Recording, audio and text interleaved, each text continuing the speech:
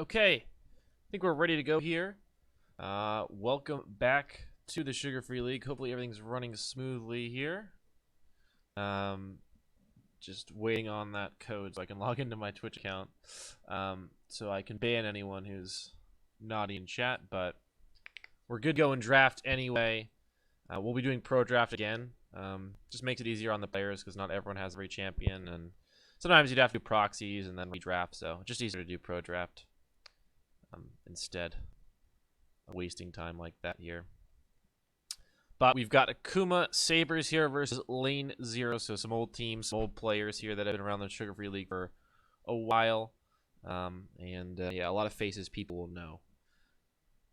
And just some of the champions being banned away. Rek'Sai was played yesterday quite a bit here. Will be banned away by LNZRO to start things off, but everything else pretty common. Kaisa, Vladimir, and we're necked, and Akuma gonna round out with a Gragas ban. So pretty expected, pretty normal stuff. No crazy, like we were having Vi bans for a little bit. You know, for certain players who like to play Vi, but nothing of that sort this time around. More closely aligned with the meta that we've seen on the pro level here. Jin Zhao though sticks out a little bit, not the most common of bans. And just not played all that commonly nowadays with the, the game's taking a bit longer, the meta a bit slower. It's not all about that level 2 crab. But still very powerful in the right circumstances, but it seems both teams very focused on the jungle with those bans, and Jarvan first pick into Elise response here. So Akuma grabbing that Jarvan, kind of a jack of all trades. You can go anywhere with the composition if you first pick Jarvan in your jungle. Like, you can do literally anything. You want damage from him, you can have it. You want a tank, that's fine too. And and then your composition, well, you can do literally anything. Split push, I mean, he's just a good jungler that can get your lanes ahead early. Or if you want to go team fight, well, he's good at that too. So he's just amazing all around. Great first pick here. Elise and Ryan to follow up, and then Syndra and Xayah here. So Akuma grabbing their mid laner in response to the Rise, assuming that will be mid lane. And they're happy with that matchup. And then Xayah picked up just as a blind pick, a really good AD carry with Kaisa Banshee's the next default one. So you just move right on to her.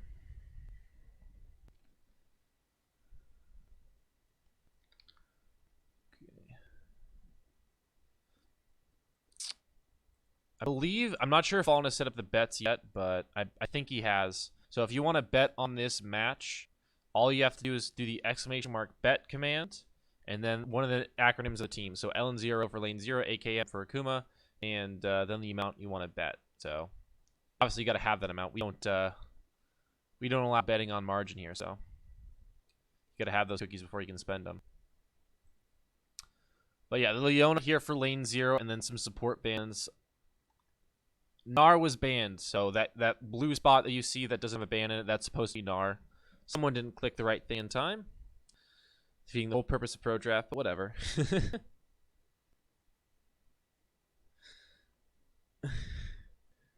And then Morgana Nautilus. So big support focus for LNZRO, considering they've already drafted Leona, trying to get rid of some of the picks they don't want to play against. But Leona actually has been playing in Nautilus a lot, so kind of an interesting ban from LNZRO. But I guess they don't like Nautilus for the team fights later on, as well as just his overall power. But Leona, I think it's really smart pick by LNZRO to grab Leona here because she's really good into Rakan. So if you pick Xayah Rakan here, yeah, that's a strong lane and you can get it. But Leona's there, and she's generally the matchup you don't want to play the Xayah Rakan into, or at least Rakan into. Xayah fares okay to Leona with her ability to dodge her stuff at level 6. But she still is pesky to deal with. And now Lucian. So it'll be an aggressive bot lane for LNZRO. I wonder if Akuma will follow us up with aggression of their own, if they get a melee support here that wants to fight early. I mean, Braum's always a safe blind pick, and you've got a lot of projectiles. And not blind pick, rather. A safe pick. It's not a blind pick. I don't know why I said blind pick, but it's a safe pick overall. Braum locked in here for Akuma. Rumble going to be the follow-up after that. So I assume it'll be a top lane rumble. We saw a mid lane rumble yesterday, but this time around it'll be top lane rumble here with Syndra mid. And then we get Lucian, Leona into that Xayah Braum. So that'll be an interesting bot lane. Braum might sort of calm that lane down a little bit. We don't get too much action there, but you never quite know. Yeah, we're waiting on the top laner potentially here for LNZRO. They could swap that Rise up to top lane if they want to, but it looks like it'll be the Cho'Gath in the top lane here for lane 0, which is an interesting matchup to pick yourselves in. Now, this could be top lane Ryze and AP mid Cho'Gath, which we have seen AP mid Cho'Gath recently. But generally speaking, picking a tank into Rumble is kind of the matchup you don't want. That's the whole reason Rumble is a top lane champion for a while, and why he's so powerful in that role, because he gets that big push priority on you, and he's just good into tanks generally, especially because he wants to build the Yandries early on. That's one of his favorite items. So we'll hop over to the client here, get through this draft real quick. But the only thing we don't know really is where Ryze and Cho'Gath are going, I think. I mean, obviously, Akuma could pull a swap in their solo lanes as well, but you'd assume that Syndra is kind of a bad champion to lane top lane with, so you'd assume she's not going there. All right.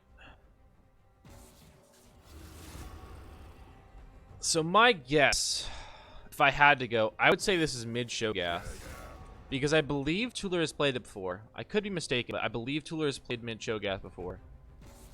And we at least seen it in the Sugar Free League. Mid Cho'Gath has been semi-popular recently.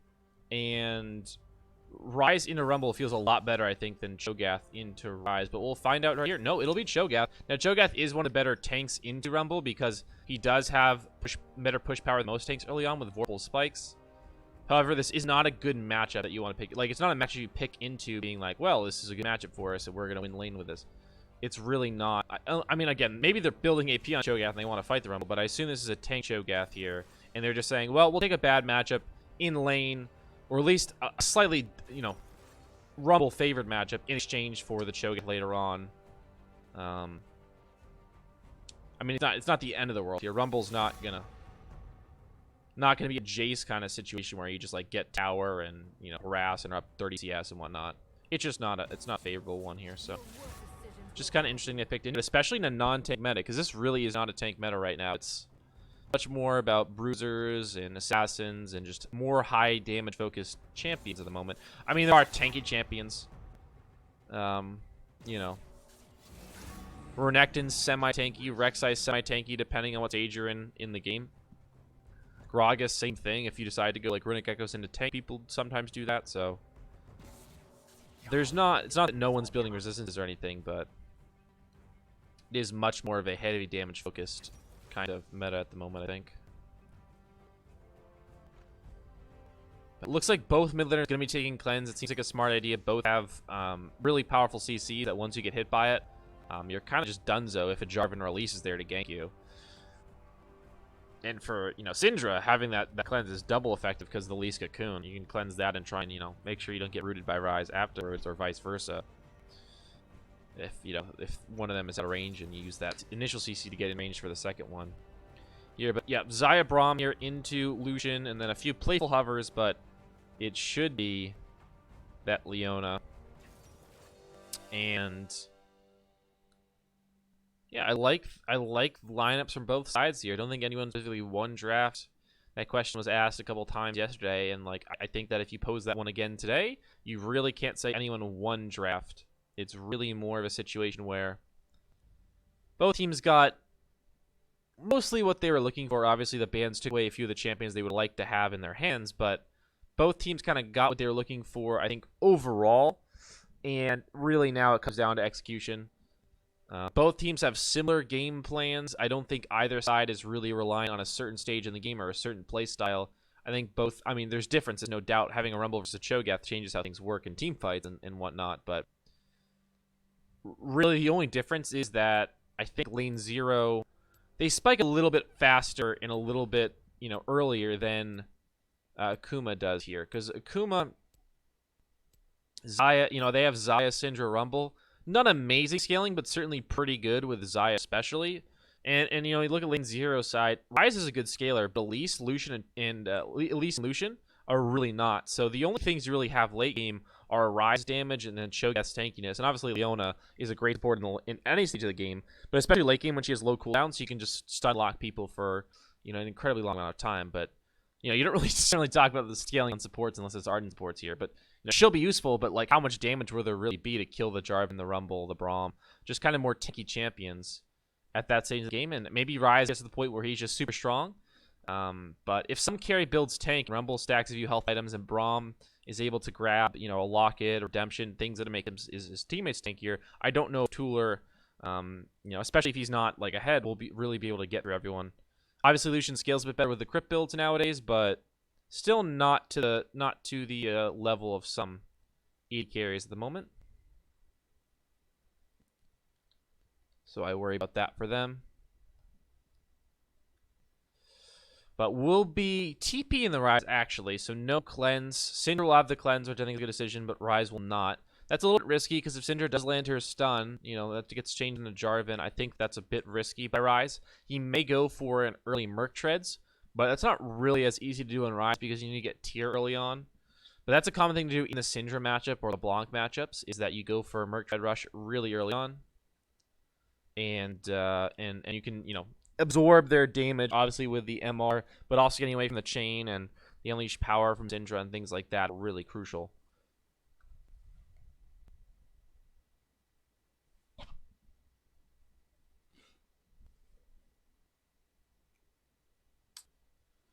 Akuma is looking for post-6 mid-game fights. LNZRO wants to snowball through bot lane. Leo, Lise, yeah, I agree with that for sure. That makes, yeah, I mean, it makes sense. I think that I was more talking about like the super late game, like 40 minutes on, when I was talking about scaling stuff.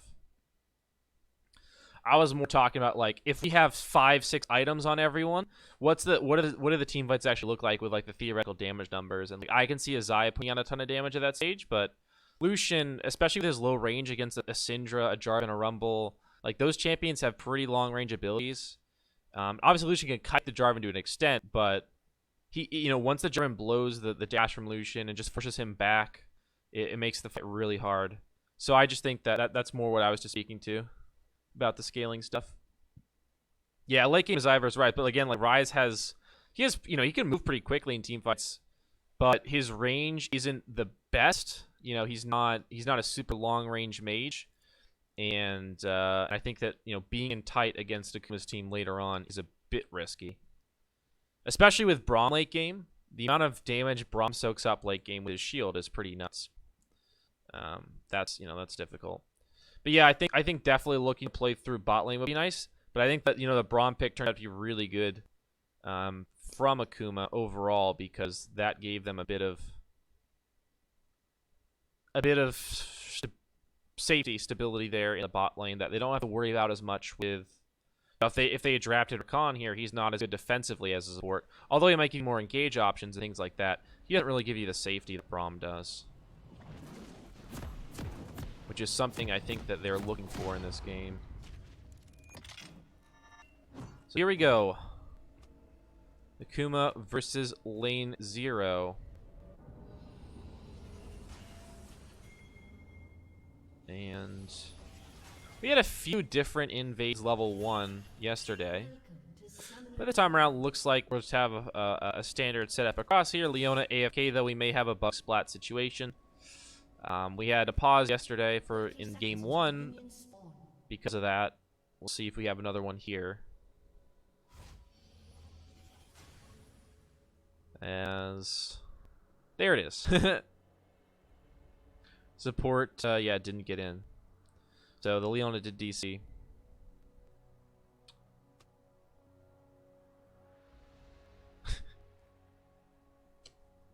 I don't know if the KSI versus Logan Paul fight will actually last 20 minutes. My guess is going to last like 2. Like, I don't know if this is too controversial to talk about or not, but if I see Logan Paul walking down the street at me, like, I'm never scared of that kid. Never in a million years am I scared. If KSI is walking down the street towards me, I'm not, like, afraid. Like, I'm not going to run away from him. But, like, he's a little bit more intimidating. Like, he actually looks like he could hurt you. Logan Paul's, like I feel like he's just not even, like... how can you be afraid of that person? I just don't understand. Like, maybe his insanity, but not his fighting prowess. But yeah, we're going to have this pause here. Standard sugar-free league stuff. You know we got to do it. It's in the rules. I don't know if you read the fine print there, but we have to pause at least once a series.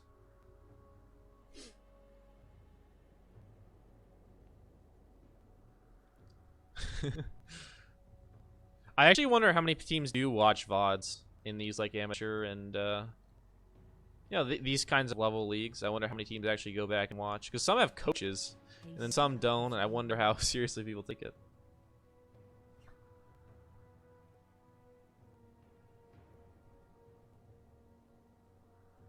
No, dude, that picture of Logan, is it Logan or is it? Yeah, it's Logan. That picture is like so photoshopped. Like when they took that, there's no way someone did not Photoshop that. Like that's not what he actually looks like in person. Inferno doesn't even scrim. I believe it. I believe it 100%.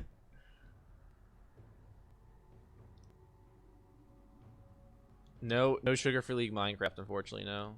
Perhaps we can get Fallen on that. Maybe make a Minecraft league.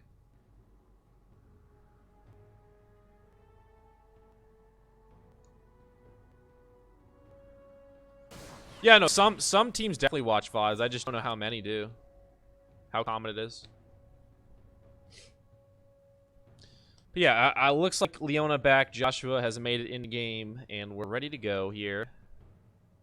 There's actually a little damage, but what doesn't really matter. Maybe a Manifold Band stack, I don't know. Is Griffin even running Manifold Band? He might be running Inspiration for like perfect timing. No, he doesn't have the stopwatch inventory, so he's probably in Sorcery, so he's probably got it. Let me actually, can I check his champion and see if he has Manifold Band? He does have Manifold Band, so I guess he won that trade then, because he got stack. But red buff start for both junglers here. Off to a good start. That pause wasn't too long. At least compared to most Sugar Free League pauses, anyway.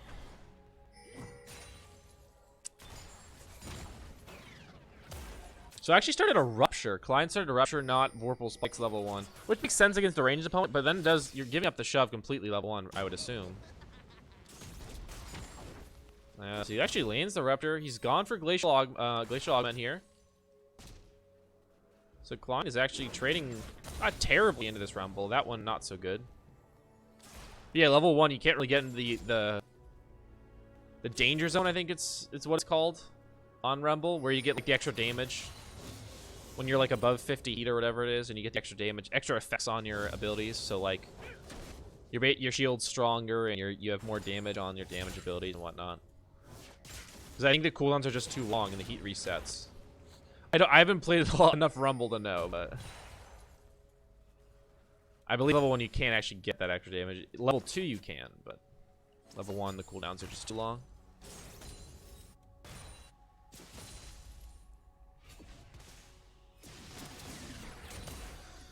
Yeah, nothing too exciting just yet.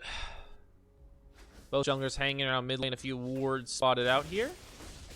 The Driven, I believe, stole away several Raptors here, but I believe he left one. Yeah, so he left one Raptor. So that at least we'll have to clear that.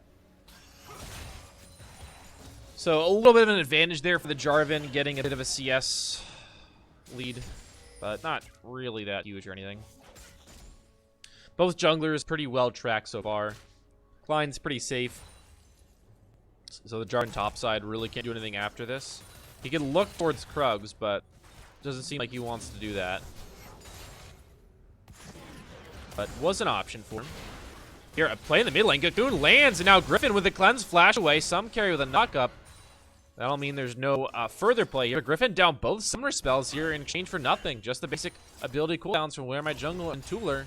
Well done for sure. Now Tooler flashing in onto Griffin. He's got the slow. Ooh, can't quite find the damage. Good use of the stun from Griffin there to buy some room for himself and get away. But yeah, that's going to be a rough next couple of minutes there for that Syndra in the mid lane.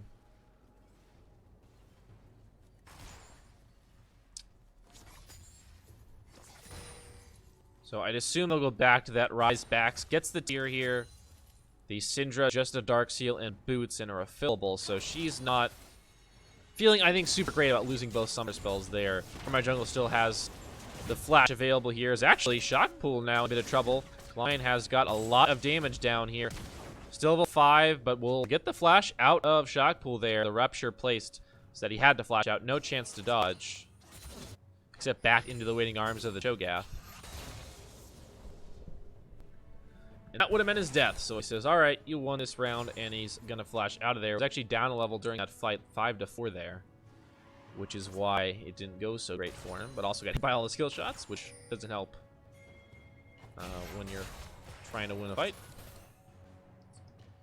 Generally speaking, we got an Ocean Dragon up first here in the bot side. Neither jungler great at soloing, so I'm not going to see an early solo of the Ocean.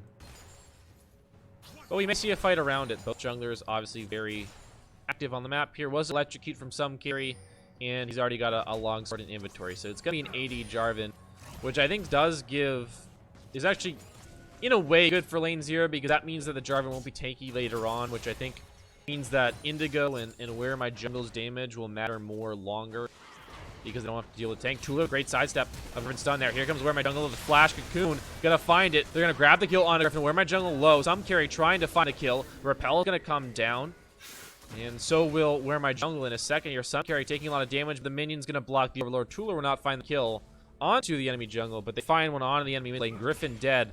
Those summoner spell cooldowns were key there. They grab the kill. Where my jungle and Tula up in that mid jungle matchup so far. First kill of the game here. And that gives a 400 gold lead over to lane 0. Top lane not going in their favor right now. They got down 10 CS, but bot lane is up in their favor right now, evening that difference out. And of course, kill in the mid lane helping out to get an advantage there here. As Klein continuing to feel the heat, as it were, in the top lane.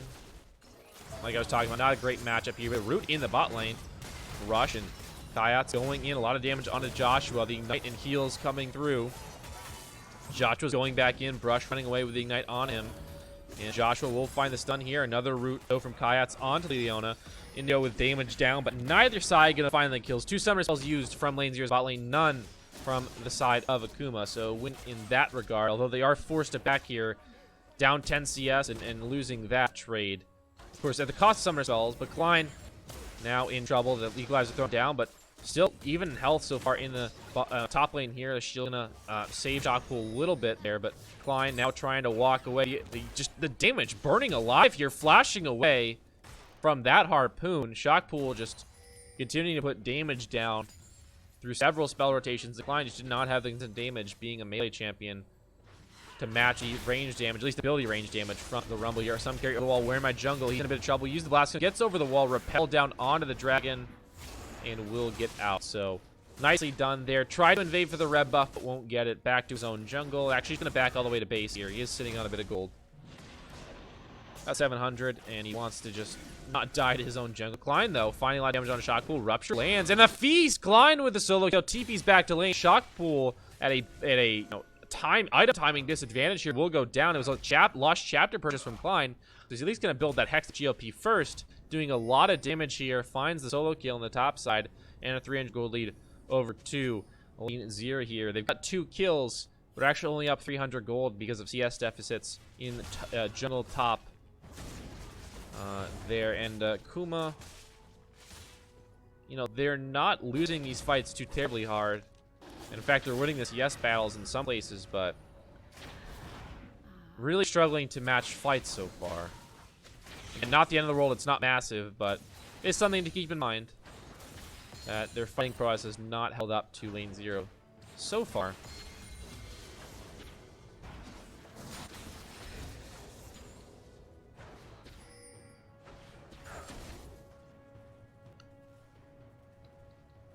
So I think what Klein's doing is he's just going GLP first and then building tank afterwards. We'll see what he goes for in this game, but that appears what he's going for. I saw mid Cho'Gath do this as well, where they went Glacial Augment and they went GLP first and then full tank afterwards. So they got the benefit of the AP Cho'Gath in the early game and the scaling of the tank Cho'Gath, but the GLP just gave you enough damage to potentially one-shot someone, while still remaining tanky for your team here. Solar Flare gonna miss, but they're going in. Unfortunately, there's some carry here, and now Joshua and Indigo bit off a bit more than they could chew, and now that Leona will certainly die. Cataclysm on Indigo. He'll be able to dash out there with a relentless pursuit. Where my jungle and Tulip joining here with the Realm Warp. Cocoon will miss, and Cooler flashes in. We'll get the flash out of some carry, but will not get the kill. Also got the heal out of Kayas there. So I guess a 2-for-1 Summoner Spell trade, but they end up losing that fight with the Leona going down and no response kills there. 2-1 in kills, and gold lead still favoring Lane Zero by just 300 or so. Dragon is available, and looks like that's going to be the call here with 3 members from jungle mid and their 80k. They're going to grab that one. But Griffin in top lane roaming, then since his mid laner's gone, he's found Klein here alongside Shotpool, and they will get the kill for sure. No flash, no chance to get out. Down he goes. Klein falling, his first death of the game. Will be in exchange for a Cloud Drake, essentially, but yeah, Klein goes down, missing Griffin and not able to back off in time. Rifteld has spawned, but difficult to make a move on now. There are some wards there. So no one going to start that one up here. Vision being moved around. A lot of wards being placed by both teams. Lots of control wards here. Clearly investing into their vision, even this early on in the game. Making that a clear objective for both sides here. Tooler with the blue buff will get the shove in mid lane for now, especially with that tier. But Griffin gets that blue buff handoff as well, and will be able to match that shove from Rise, at least for the most part. Although Rise wave clear is a bit faster, a bit more consistent. In the early game, at least. Because he is... It's just his rotations of spells sometimes can clear the wave a bit faster than Griffin can. Before he gets a lot of CDR, he's only got a last chapter right now.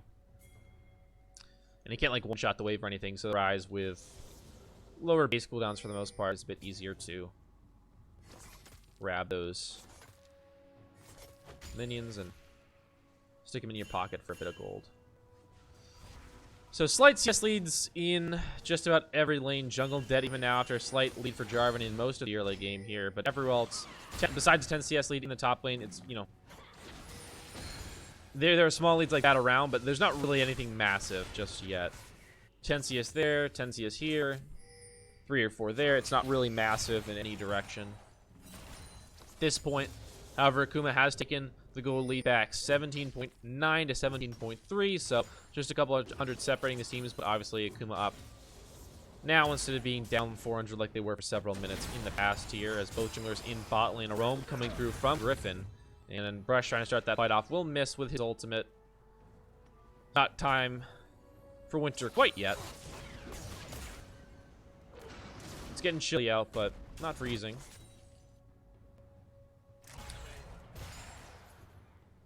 Both teams have done a really good job CSing overall. Like, the CS numbers are pretty solid. 8, 9 CS a minute. Which you don't always see. I mean, obviously they're having a ton of fighting, but oh, hold on.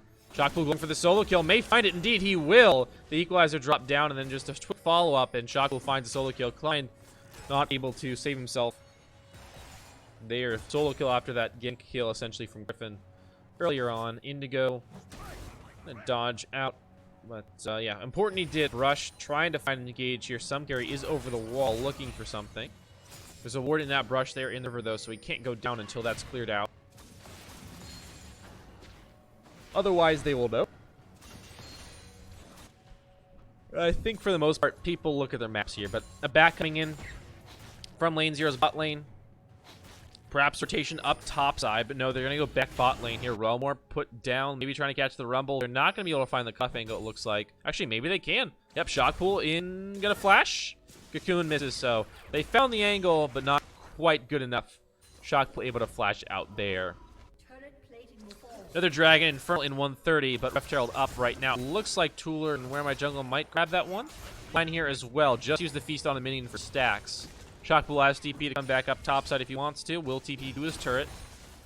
Almost 14 minutes in. Turret plating's about to drop. 1.6 thousand gold in the lead is Akuma. But Lane Zero looking to grab this Rift Herald here. Maybe gets to go back for themselves with a turret kill. Where My Jungle? Gonna smite that one. Shockpool was getting dangerously close. Where My Jungle just gonna take the repel out, it looks like.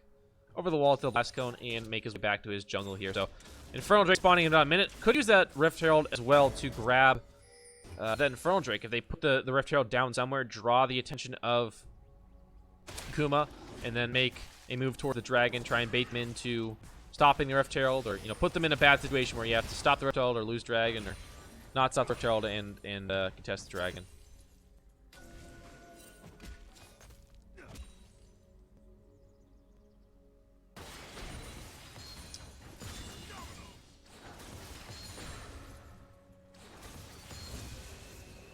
So straight up Archangel's first from Tooler, not going to go the Rod of Ages. Rod of Ages was, tier Rod of Ages was kind of the, what most Rises were going for at World, from what I understood at least. Oh, a blue buff steal, nicely done there by Griffin. They have the wards. Now where my jungle in trouble. Flashing away. Joshua coming in for some support. Cocoon lands, and some character will not get the kill there, but a blue buff stolen. Griffin actually gets it himself, so even better. That's such a powerful, ability in Syndra's kit. The ability to just yank away neutral monsters. Steal away jungle camps. So useful here. Infernal Dragon will go over now because of that invade into the jungle to the side of some carry and Akuma. So that's a big pickup for them. 15 minutes in, they grab the Infernal Drake. Rift Herald still available, where my jungle obviously had that one. So he didn't get to summon it while that play was made on a dragon because he was backing. Because he was very low. It would have been risky to stay and try and summon that thing out of the tower. It is a decently long channel time. 4 seconds is a long time in League of Legends. And Essence Reaver from both AD carries first. Standard for Xayah. In fact, they have identical items right now. Essence Reaver boots, the magical footwear boots to the free ones, a dagger and the Doran's blade. So both AD carries with pretty identical mindsets here. No Blade of the Ruined King though from Indigo to start things off. Some people go Blade of the Ruined King into Essence Reaver. But no, he's just going to go Essence Reaver first, so he's going to get even quicker into that crit build. But lost a little bit of power in laning phase. I don't think it's too big a deal, though. He's up 10 CS still. And they did grab a plate or two in that early game here. Rift Herald summoned in the mid lane. Mid lane's pretty healthy. It's like 4/5 of its health still up. And we'll take out another big chunk with Rift Herald charge. But not going to go down there. The turrets are just very tanky nowadays. You used to be able to just demolish. Like, Rift Herald, if it got the charge off at like a decent health amount, used to just take out a turret. Pretty much guaranteed. But nowadays, that's not at all. Even without plating up.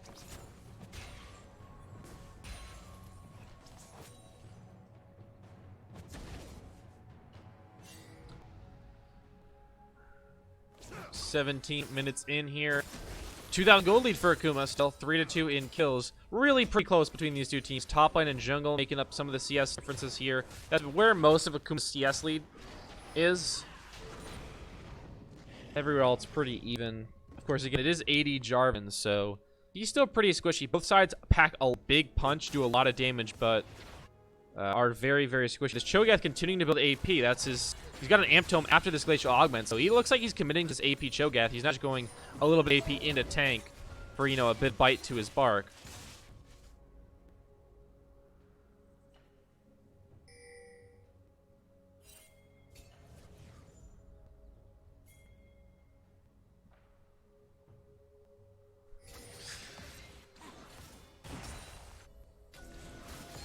Will be a Infinity Edge next for Indigo as well, going BF Sword second here. So this is where the two AD carries diverge. Will be a Zeal item for Kayats.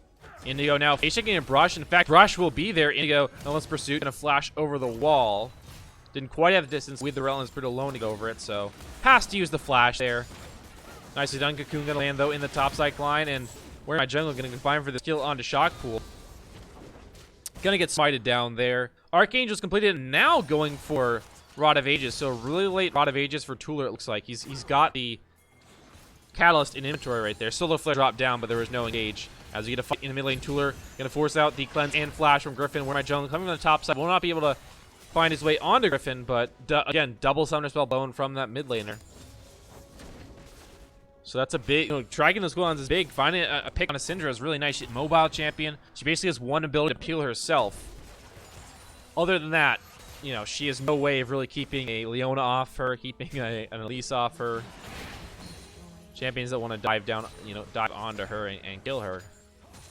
Or at least lock her down for their teammates. To then kill her. Calling in a come through here. Brush with a good shield, though, will block most of the damage. Stopwatch also going to him down. Kayats dishing out a lot of damage himself, but both sides going to disengage. So a big stopwatch blown here alongside heal. And no summoner spells traded, just ultimate cooldowns and basic ability cooldowns for Indigo and Joshua, who have had a pretty good lane phase. I think this has been one of the most evenly matched bot lane games I have seen in the Sugar Free League this season. Basically dead even CS here. Once Kats catches this wave, it'll be like, 3-4 CS difference. Although he may not catch this wave, who knows, but some character coming to try and help him out. Joshua taking a lot of damage, so Indigo will heal him up, and Kats will manage to catch this wave, but not the entirety of it. So, I mean, he's down 10 CS, but like looking at it, we're at 20 minutes. Both 80 carries, 187 to 197, so a 10 CS lead here.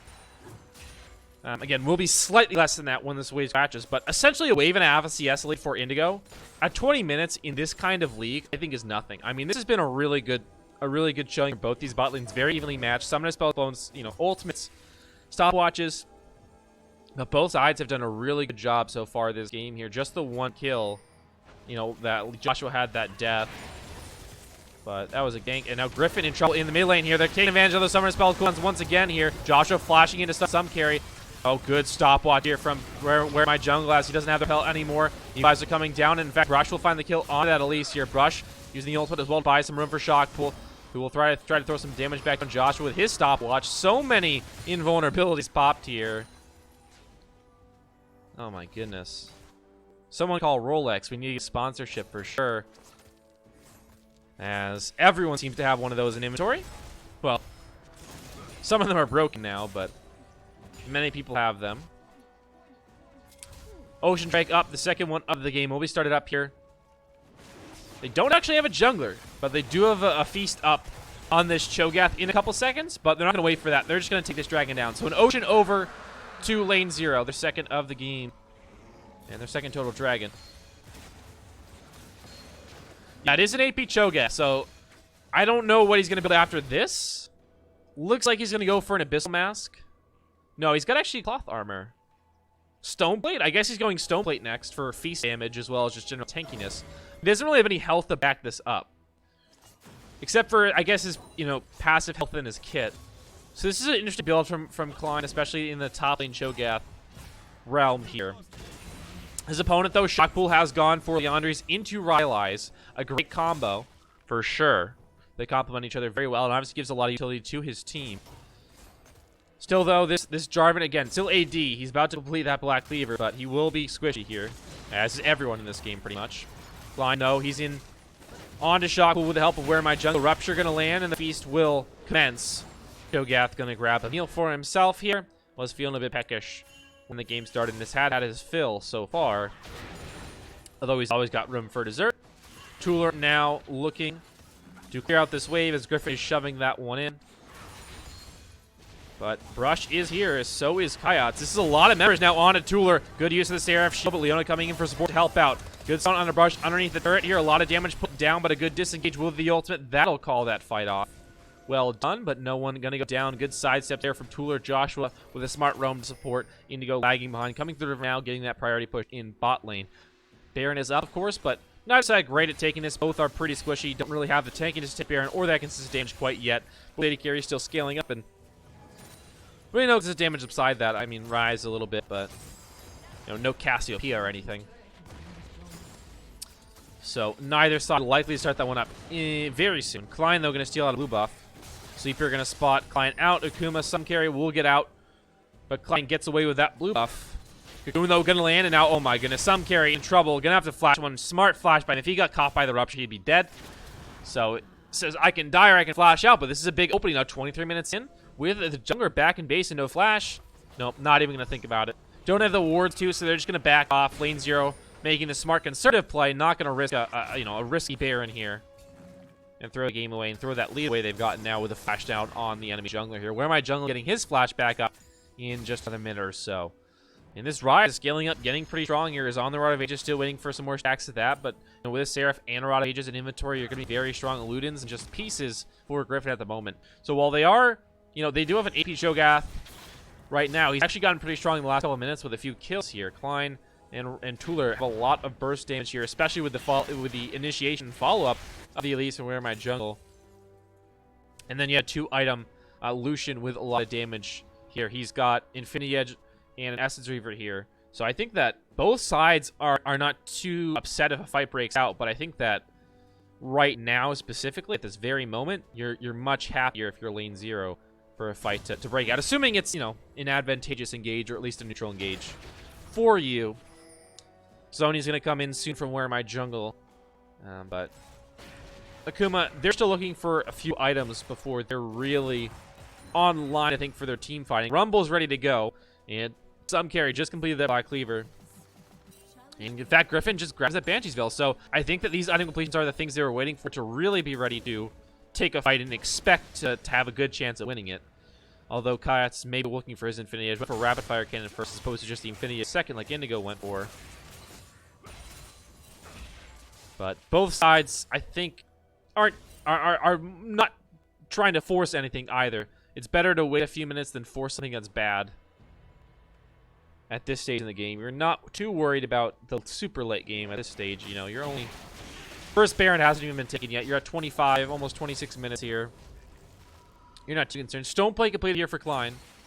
So he does have a little bit of tankiness to him, plus that incredible feast damage if he gets on top of someone.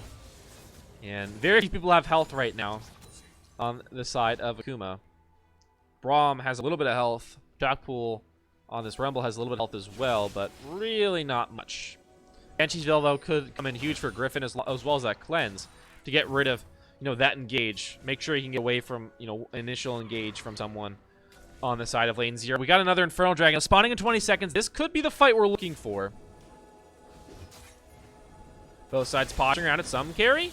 Not going to find the knock-up here. We'll dodge some key. Cooldowns. Oh, here comes the Cataclysm. He's going to die, though. Oh, Equalizer is huge. Flash out. There, jungle is already dead. Some carries. Both junglers dead here. It's a 4v4 right now. Unleashed Power going to find Klein, but he's actually going to absorb a lot of it here. We'll go down the end. Oh, huge feathers in the corridor from Kayats. A bunch of kills already coming through, and now just Tuller left. That was an amazing placement of feathers there from Kayats, and then pulled them all back. Found the kill on the retreating Lucian, as well as the Leona, who was bound up and then eventually went down. This Inferno will go over to the side of Akuma. Tuller will survive, that's nice. But that uses Flash, and a 4 for, you know, 1 team fight is really big here for Akuma. That could mean that this is their game now. As Tuller actually looking to get a kill on the backside, finds a lot of damage on Shockpool. Brush here with the shield will buy a bit of room for Shockpool and save his life, blocking that damage here.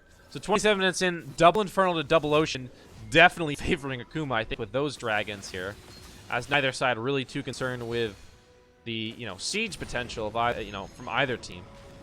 The mana sustain's really nice for a rise, but double Infernal is really nice too.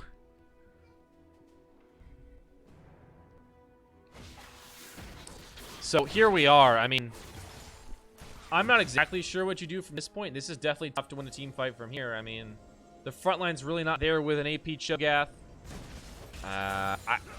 It's tough, man. It's tough.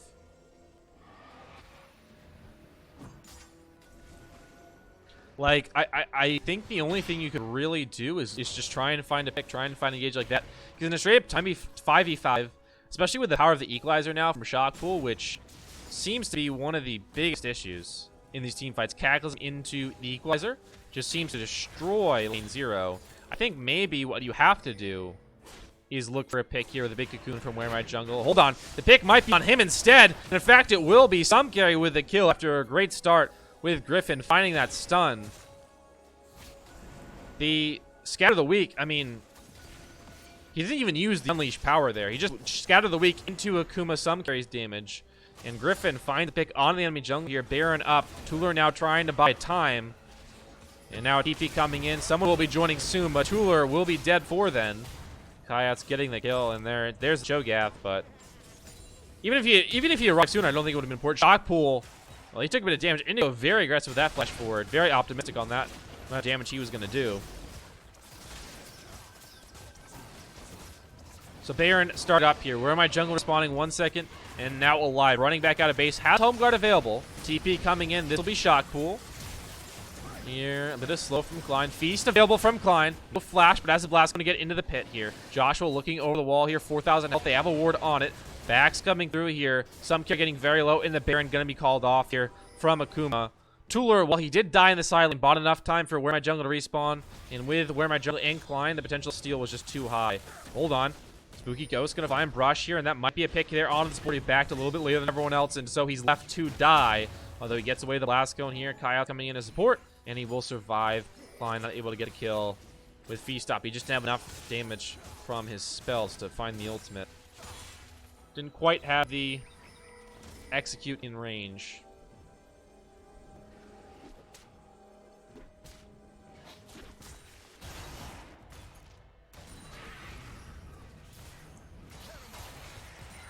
So 30 minutes in here, a slight goal lead here for Akuma, but again, really, I feel like I've said this the entire game because it's just been true. It's really not that big a lead. I mean, it's slight.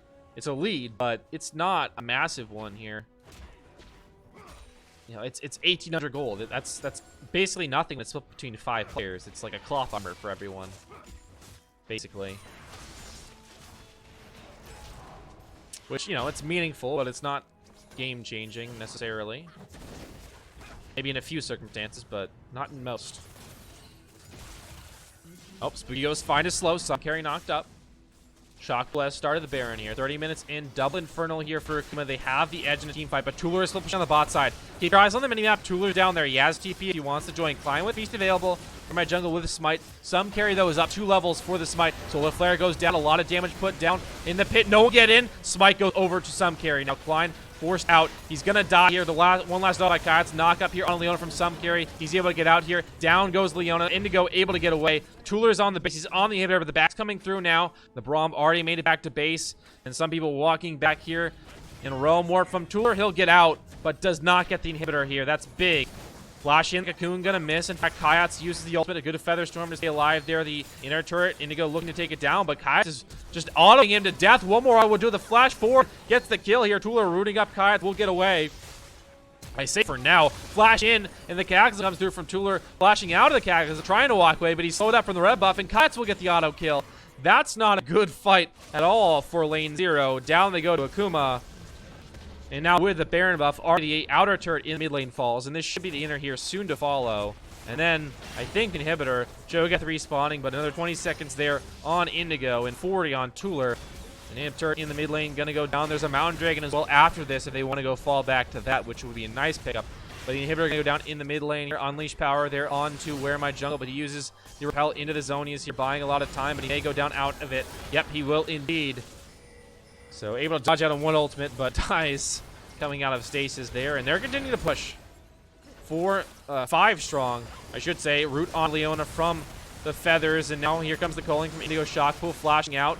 Oh, very low is Kayats. The stopwatch, though, will buy some time. Indigo now getting knocked up. He'll go down, and no one has died on the side of Akuma.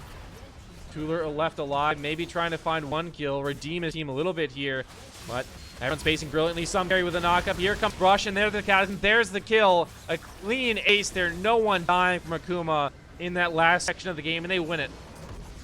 In the end, a 10k goal lead to end it, but a dominant last 2 minutes there. I mean, it was just one constant play. As soon as we hit the 30-minute mark, the Baron got started up. They got the Baron, and then immediately backed, stopped Tuller's push, and just marched down and found the win here. Akuma Sabers gonna grab game number 1. A close game until the very, very end, and then it was all Akuma to close it out. A brilliant effort from them in game number 1. And that was really amazing play for them late in the game.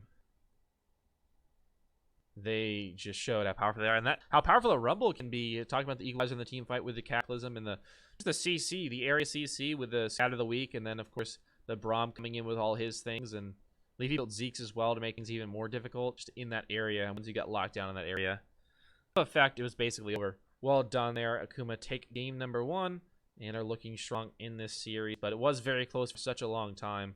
Didn't feel like either team could really gain an inch, and then all of a sudden out of nowhere, game 1 goes over to Akuma Sabers there.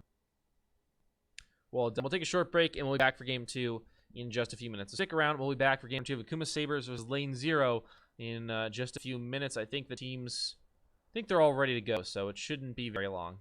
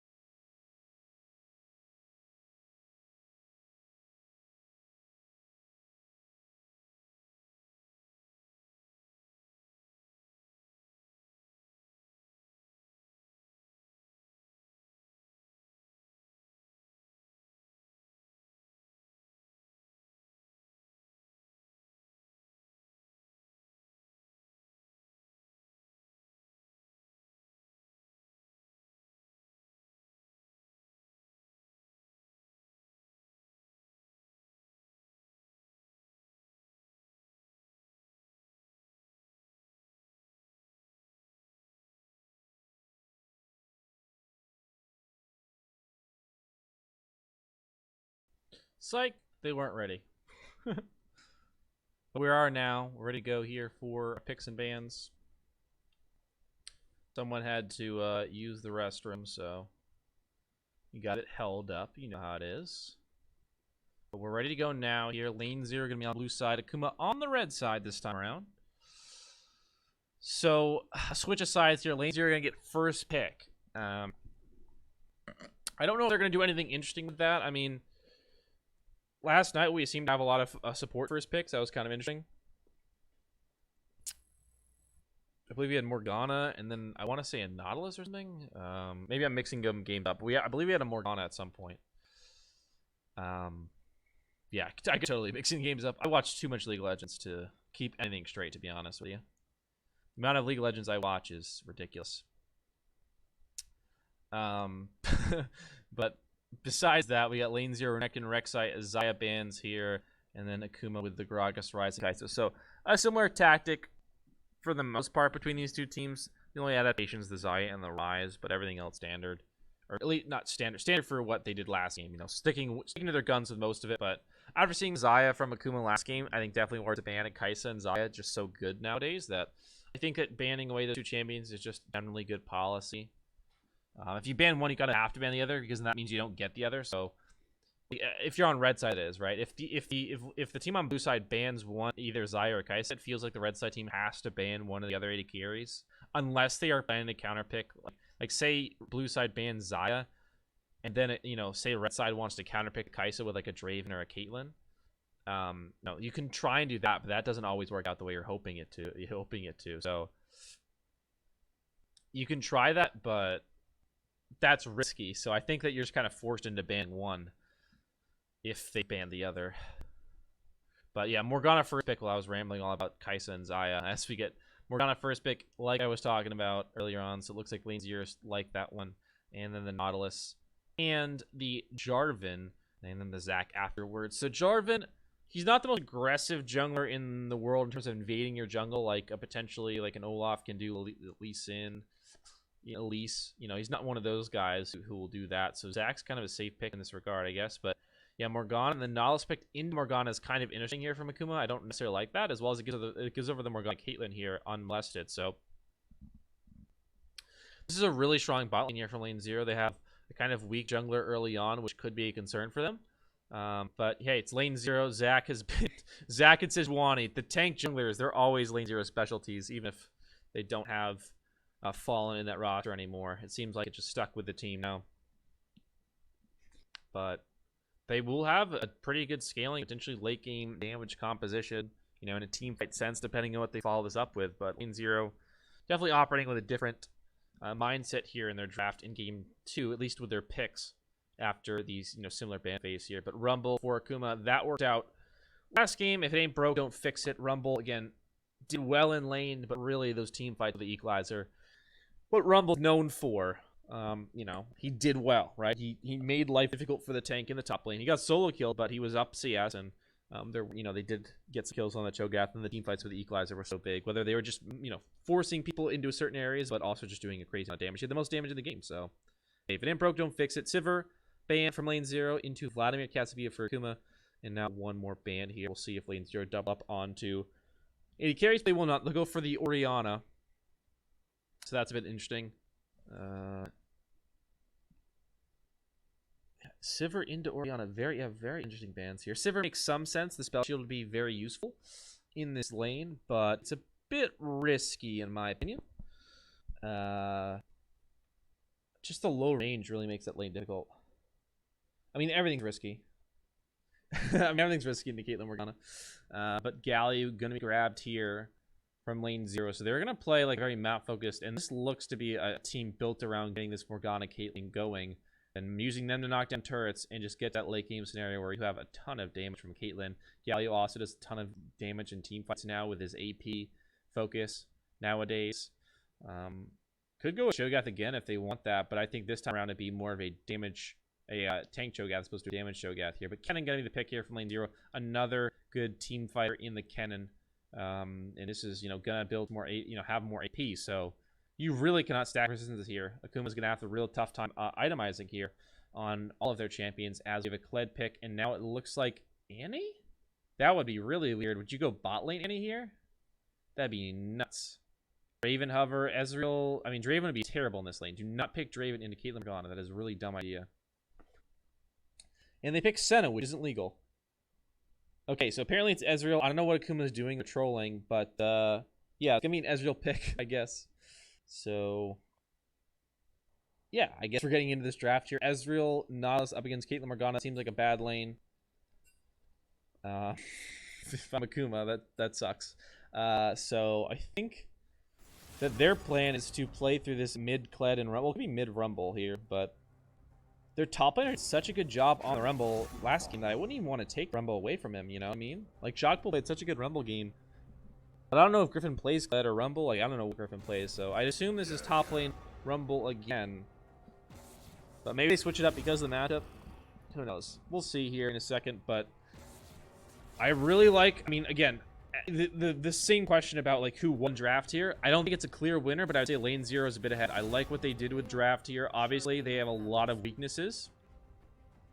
The Zac early on very susceptible to being invaded and getting killed, and while you know he'll have teleports to help him out with his bloblets, the actual support from the lanes, well, Galio generally doesn't have the push early on, and he's probably going up against a Kled. Because the Kled's an 80 champion, and you generally want to play 80 champions into the Galio, so you'd assume this is Kled mid and Rumble top lane, and that Kled is going to have push early on. No, top lane Kled. Really? Is this really top lane Kled? That seems like a really bad decision to me. The reason I say this is a bad decision is that, not that Kled's bad into Kennen, but that Rumble's bad into Galio. Galio, his entire kit is based around absorbing magic damage. And he's really, you know, he's much better into melee champions too, because all his abilities, right, you know, like the Shield of Duran and the Justice Punch are all, you know, not low range abilities, but they're much better against someone who's in tight against you. So Rumble seems like one of the worst picks into Galio to me. I mean, he still has damage, and Galio can't just like walk up to him and ignore him, but this seems like kind of the champion that Galio is best against, a magic damage source. And he has the wave clear now to match Rumble. So maybe not level 1, but you know, after a couple levels, this seemed like a bad lane assignment to me. So I don't know about this mid lane Rumble here. Now maybe they'll lane swap, but again, if they were gonna lane swap, then why wouldn't you just have Shockpool play Rumble again? Because I felt like he was so good on that. But they could still lane swap if maybe Shockpool's better on Kled and Griffin knows Rumble, but Griffin doesn't know Kled. Who knows? Yeah, this seems like a terrible mid lane matchup to me. I really don't like this. Kled into Kennen, I mean, I think that Kennen should be okay in this matchup. He has the range advantage, obviously, and then the lightning storm. Get away from the Kled when he dashes in on you. I think that he's, you know, could be okay there. We'll see, but basically in the end, what I'm saying is that Zac, you know, he's susceptible to getting invaded, but, and that could be a concern because, you know, pushing lanes here. But I think that if he doesn't get punished before the first couple levels, before level 6, before he and his solo lane is level 6, if you don't punish him, I feel like I favor LNZRO's composition much more. Maybe I'm completely wrong here, but from what I'm seeing with this draft, I think that Akuma has an incredibly powerful mid game. Their mid game is absolutely nuts, and that is certainly where LNZRO stumbles a little bit because Caitlyn isn't very good in the mid game. But the lane phase, Ezreal and Nautilus should get bullied around there nonstop. The late game, team fights, once Caitlyn gets 3 items and the team fights commence, like, I don't really know, unless it's messed up by LNZRO, how Akuma wins. Now, if they get a big engage with Jarvan into Rumble, into Nautilus, and all that CC, maybe, but they have Black Shield. You know, Morgana has Black Shield to save Caitlyn. Zac, Galio can all peel the Caitlyn. Kennen with his AoE damage. You know, Zac and Galio, their AoE damage and CC, I think that I favor LNZRO's composition better in that scenario. But I cannot deny the mid-game power of Akuma here. They have a crazy amount of damage at that stage in the game, and very long engage range with Kled, Jarvan, even the Nautilus getting in there. So maybe I'm misreading the situation here, but I think a pretty interesting lane assignment from the Rumble and the Kled into their respective matchups just doesn't seem logical to me. But again, maybe I misread the situation here, and Griffin shows me something I don't know about the Rumble into the Galio here. But Tooler's no pushover, so this isn't a lane you can just win because you're better than. You gotta know the match as well. You can't just be you know, just mechanically skilled to beat a player like Tooler in this league. So we'll see how it all goes down. But yeah, the engage is going to be very, very important in this game, no doubt. System breach, very correct, I think. I don't know if the statement whoever engages wins is entirely accurate, but it does sort of sum up what the deal is here, I think, where the engage is going to decide a lot of the fight for sure. Both sides have very, very powerful engage tools, and how the engage goes down is very important. But let's say Kled dives in with charge. Rumble and Gala and Jarvan, they come in, respond, Nautilus gets in. But, Jarvan throws in the Cataclysm, and the Nautilus can't get his hook through.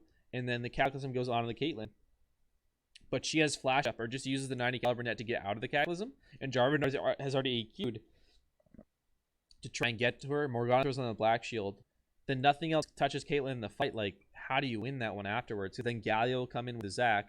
And if you've locked in a Cataclysm, you kind of, screwed yourself. And, Kennen comes in from a side flank. I think that if, depending on how the engage goes, that will decide the fight 9 times out of 10.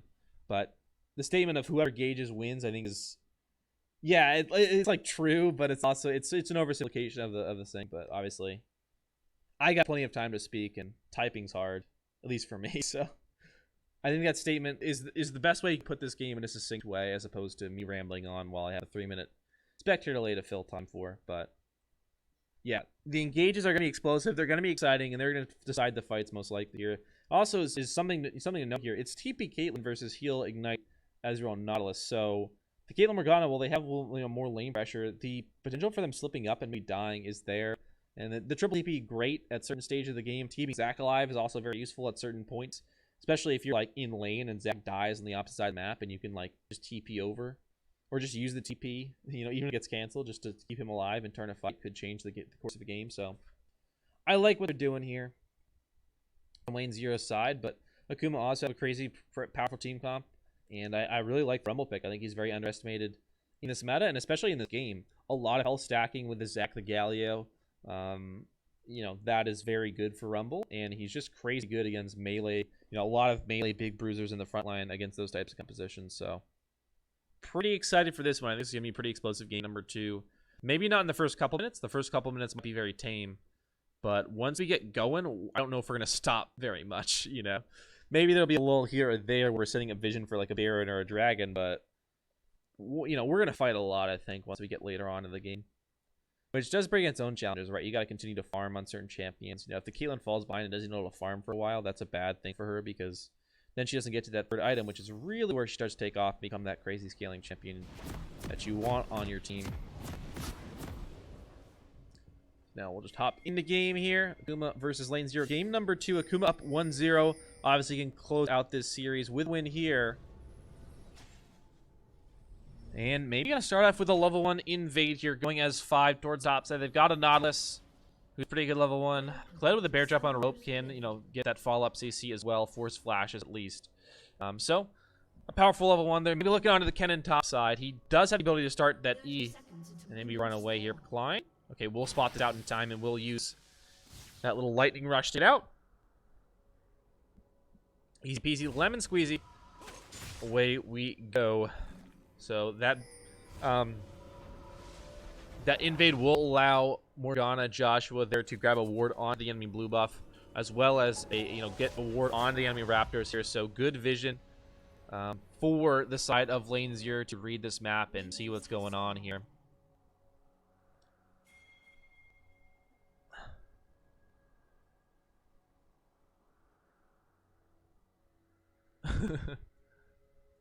Yeah, I think this game is very complicated. Every game of League of Legends is very complicated, but besides the surface stuff. So, you can type a novel about everything.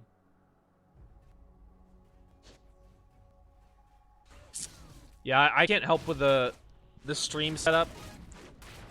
I have everything closed right now, so just my internet hates me. I don't know. I apologize for the buffering, because some nights it's fine. Some nights it does pretty well, but there are people on my internet as well as, just around, and maybe there's some guy stealing my internet, who knows. But yeah, there's not much I can do about it, unfortunately. I've even closed the chat, so I don't even have that open now. So I can't respond anymore, but yeah, I closed Discord. I closed literally every app that's not essential to streaming. I just got OBS and obviously the game open. Yeah, I mean, my setup's a nightmare. When they installed the internet at the house I live at right now, they, for some reason, decided to put it in the corner of the house and then never run Ethernet throughout the entire house. So I have to use Wi-Fi, which is obviously bad to begin with, but I have to use Wi-Fi, and the Wi-Fi is like at the opposite end of the house. I've even moved my computer to be closer, but still a bit difficult here as, yeah, more trading in the mid lane. These guys are getting about half health. And didn't even talk about the junglers clearing here. I believe the blue buff is stolen from Zach. Yeah, Zach got his blue buff stolen there by the Jarvan. So smart move by some carry early on here. And Griffin and Tula continue to trade, and up in the top side, Shock, Pull, Incline doing the same here. Caitlyn with a slight CS lead, but already got that lane pushing there. We'll expect that to continue for the next couple of minutes at least. But yeah, like I said, the internet's a mess, and I try to do everything I can to make it better, but there's not much I can do, unfortunately, about it right now. I'm going to move, hopefully, soon, but flash away from Tuller as I ramble here. Good use of the stun there, or the taunt with the Shota Duran to make it out with the flash or the wall. Yeah, I'll hopefully be moving in the next couple months, which should give me a better setup with the internet, so that'll be good. Assuming I'm still around at that time to cast Sugar League, but yeah, maybe you guys can look forward to that. But yeah, like nights when people aren't around and not using the internet, it's much better. But yeah, got to deal with this now. Good Black Shield by Joshua. Rush going in there. I'm actually curious, is the Black Shield a longer cooldown? So with 26 seconds, it is a longer cooldown by quite a bit, actually. Yeah, it's like Black Shield is about 2 times longer than Regline. That's actually insane. So there's a big window for an all-in that bot lane here as Shockpool taking another trade against Klein, but I think going to get dismounted there is press the attack for Shockpool. Definitely looking for that potential all-in play, especially earlier on in the laning phase. Let's pose that Conquer for the scaling. Damage, obviously against, you know, a mage-type champion. Don't need that Conquer for the true damage here. Some carry looking for gank in the bot lane. Dreadline gonna find it. Black Shield too late. That's a kill there onto the Caitlyn. Indigo didn't flash. Thought Joshua would be there, but the Black Shield just a hair too late. Brush gonna grab the hook, and Coyote's gonna grab the kill here. Some came down, but was just like late to the party. Coyote's gonna back here with a wave sitting in the middle of the lane. Indigo with TP will make it back. So a smart back there from Coyote and Brush. Good awareness there. And the TP maybe backfiring a little bit there. No heal from Indigo, although I don't think he would have gotten away even with the heal. Was relying on that Black Shield, and Joshua, again, just a hair too late there. Maybe he was still on cooldown, I don't know. Could have been one of those situations where you're mashing E, waiting for it to come back up. And it just that extra second that kills you. But yeah. Look forward to like 3 months from now when I have good internet and I can actually stream consistently. Or a consistent, you know, quality. But until then, unfortunately, yeah, quality's gonna suffer, which I apologize for, but there's nothing I can do. Trust me, I want to make it better.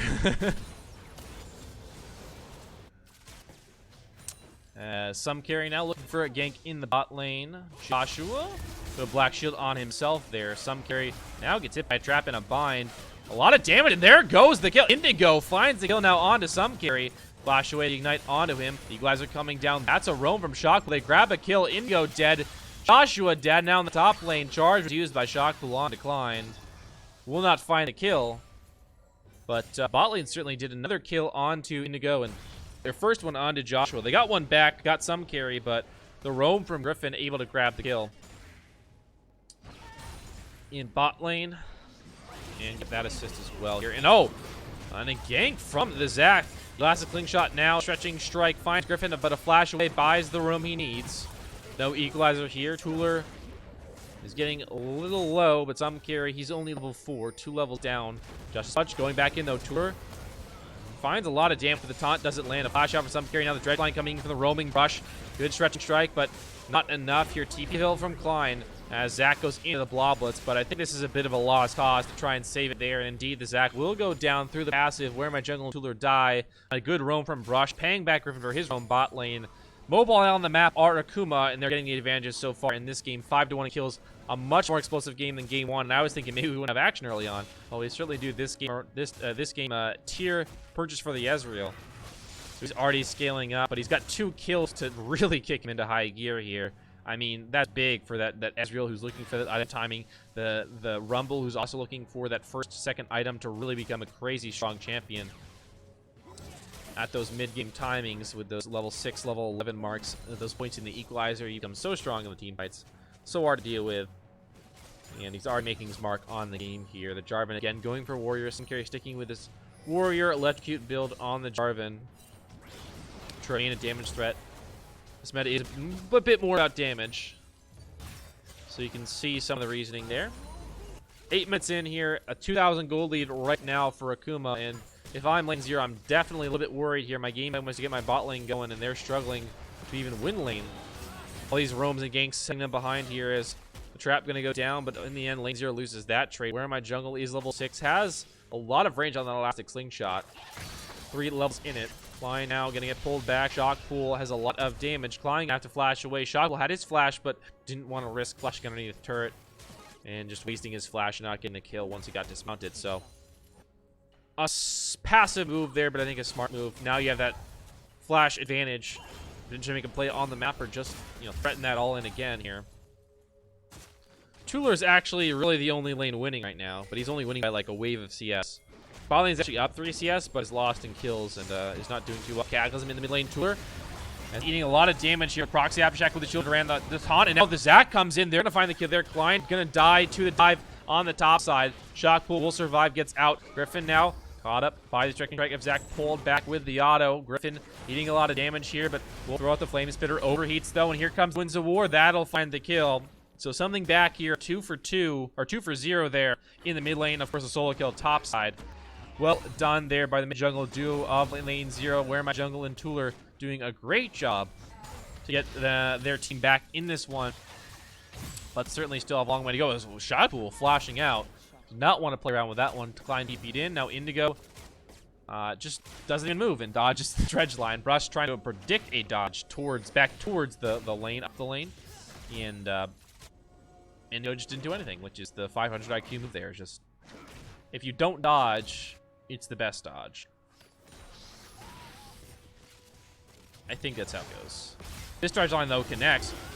Black Shield now put down, but Joshua taking a lot of damage here. Stopwatch used. Traps put down, but not going to be procced here by Brush and Kayats, who actually have a level advantage now. Joshua still level 5, and using that stopwatch at this stage in the game is not great here. Won't have that for an ultimate play. Some Gary coming in. The binding will land, but the EQ went through, so Joshua has to flash. Indigo going to dodge the dredge line, but gets rooted by Brush with the auto. Here comes the Zac, finds the stretching strike here. Some carry taking a lot of damage, but the heal comes from Kayats, and where my jungle just going to have to back out. Loses his bot lane. Won't get a kill back for that. Well done. Another kill. Caitlyn with 3 deaths, and then Morgana with 2. Definitely not what you're hoping for when he drafted this bot lane, especially that early on here. 2,400 is the goal lead right now for Akuma. Way up. 3-0-2 on the Ezreal. Everywhere you look, Akuma is basically winning. So my predictions for this game completely out the window. Now maybe they will, pull it together later in the game once they get the scaling, further 80 carry and the team sort of gets to that point in the game where they're really hoping to win those big brawl and 5v5 deathball team fights. But right now they're not doing so hot. It's another minute and 45 seconds, or excuse me, 2 minutes and 45 seconds left on the platings. No one has really gotten very many, a few here, a few there, but not massive amounts of gold picked up here. Caitlyn Morgana got 2, Ezreal Nautilus 1. 1 in mid lane there for Tooler as well, and then top lane none so far. So really not many taken down yet.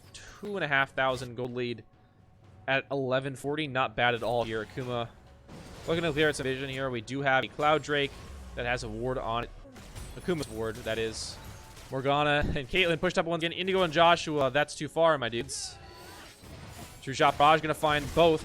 Good use of the Black Shield. Will buy a bit of room. Cataclysm comes down, though, and that Morgana is dead. Where am I jungle?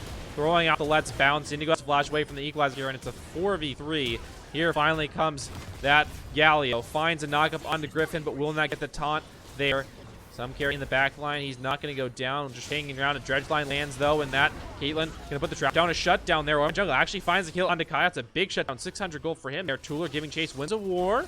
Looking for it. A little bit of damage onto Griffin, but some carry got out through the river there, and in the end, well, went pretty well, actually, for lane 0. Find the kill. A big shutdown on the Kayats, and they only lost their Morgana, so not bad. Not bad at all, especially when they got outnumbered at the initial start of that fight.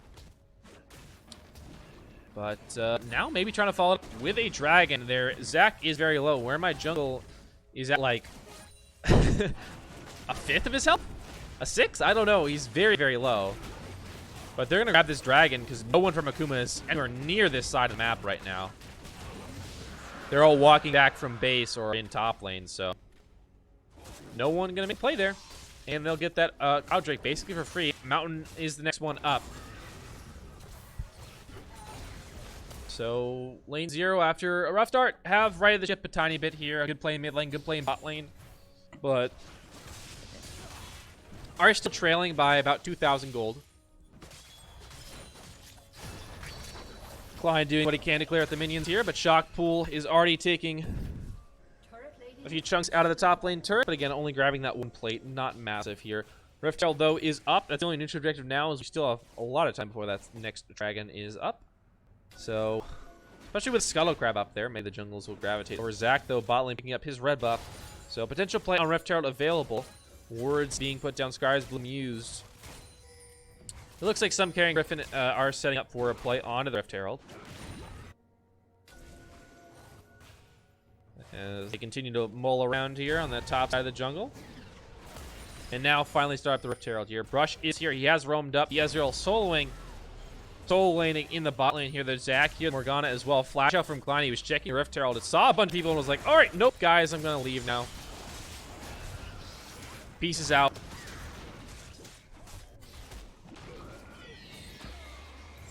Kayats. Oh, no, he shifted into it. Where my jungle finds the elastic slingshot, and Kayats shifts into the elastic slingshot. That'll be the kill. First turret goes down. Now Shockpool, though, is in on to Indigo. He will... Hold on, he bought a bit of time. No Shockpool if he gets that last auto after dismounting from Kled. Will remount now. Right back onto him. Trap will buy some time, but where my jungle gets re-dashed onto. Actually, we'll make it out with the elastic slingshot way over the wall. Blast on pop, but I think that Zach's okay. Morgana now backing in the brush here. Oh, Zach just barely dodges. Shockpool flashes onto him. The passive still available. No TPs except for Indigo, who's dead right now. And I think Kled will get the kill before then. One more auto. Gets it. 500 gold. A big shutdown there onto where my jungle. And Joshua will execute, trying to get away from Griffin there. So smart move by Joshua, not giving over the gold. But an unfortunate series of events there. Indigo the only one with TP up.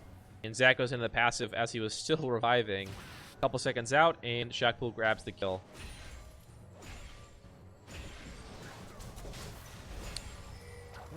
The taunt will land here, but Tuller... No, will go in. Actually, dismounting Kled here. Indigo knocked up by the depth charge, and Indigo will grab a kill. A big shutdown here. He completed an Infinity Edge, and now is actually pumping out a decent amount of damage here. But Ezreal still looking for that Triforce, completing the Man Immune. So Indigo actually finds a bit of trap. A lot of damage here. Ace in the hole is not available. Still on cooldown for a little bit longer, but some K would have blocked it for sure, so doesn't really matter in the end there. Rush was likely not to die no matter what there. And now in the side lane, Tuller has the ultimate, has TP. Klein should say the same thing about him in a couple seconds when he gets that ultimate back. But having the TP up means that, you know, they can sort of play this map, maybe just kind of slow the game down by continuing to shove waves and never really leave an opening up for Akuma. Just by keeping pressure in all lanes with the minions. And then make sure they never get outnumbered somewhere with their global. With their globals, the TPs, the ultimates. And the Caitlyn now pick up a few shutdown kills, grab the turret in the bot lane and mid lane, the first turret of the game as well. That gold was over to her. I don't think it was solo gold, but most of it went on to her. I think she only shared with one person. I don't think that Joshua got it, but you'd have to check the tapes on that one. So 1.3k is the gold lead. Here at lane 0, down slightly to Akuma here in game number 2. Obviously down 1-0 in the series, but they're doing pretty well here. 17 minutes in. Considering the hole they were in earlier, I think not too shabby here, but Akuma are happy with their position as well here. This Kled very strong. Went for the team into a Yomu, so he's full damage Kled. Smite gonna land here from where my jungle to grab that Scuttle Crab. But that's a level 11 Rumble there. That's a very strong Rumble. Leandries and Pen Booth completed with level 11 Equalizer. He hurts. I mean, he hits like a truck right now. If you stand in his ultimate, you just burn to death. You don't survive very long in that thing.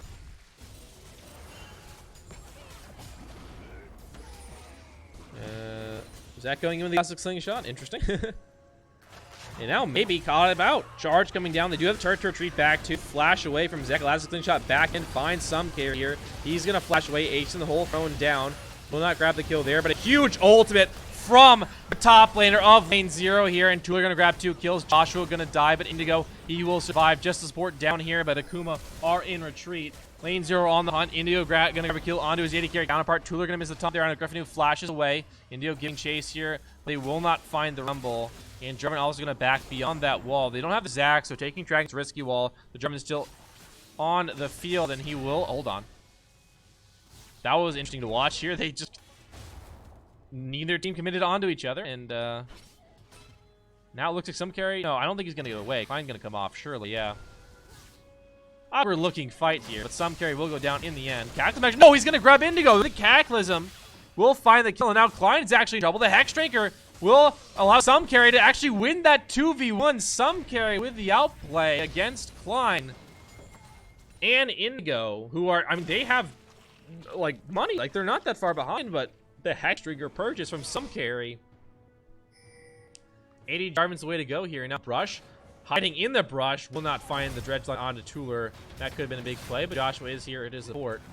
Dragon is started up. P3 members on that right now for Akuma.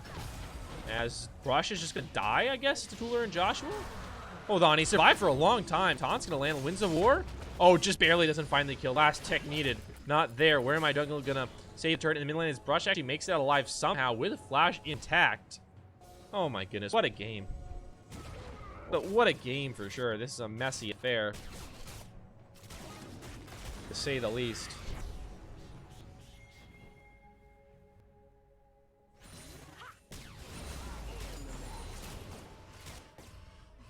Indigo with Rev Up actually chasing down Griffin down this lane, and the binding will miss, but Indigo with the Pillar Peacemaker will find the last bit of damage needed. Kill over to that Caitlyn. 4 kills now for the Caitlyn.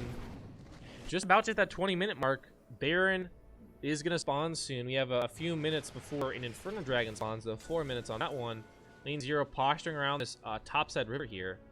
As Baron spawns, see a very risky Baron take, but they're going to start it up here. 20 minutes in, Lane 0 starts the Baron. This is a crazy, crazy move. Caitlyn not here yet, is moving down.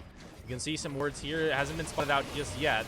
And if I was Akuma, I wouldn't even expect this. This is such a crazy call. But oh, the stand goes over. Some carry sees this true shot. Barrage finds a bit of damage. Joshua chunked out here. He doesn't have a Zonius. Does not have Zonius. Here comes the charge. The team fight going to break out. Leg goes in. And Zac buying some room on the side. Shaco's all alone here. He's going to have to move back out. Left bounce buying a ton of room for his team, and now here comes the entrance from the Galio.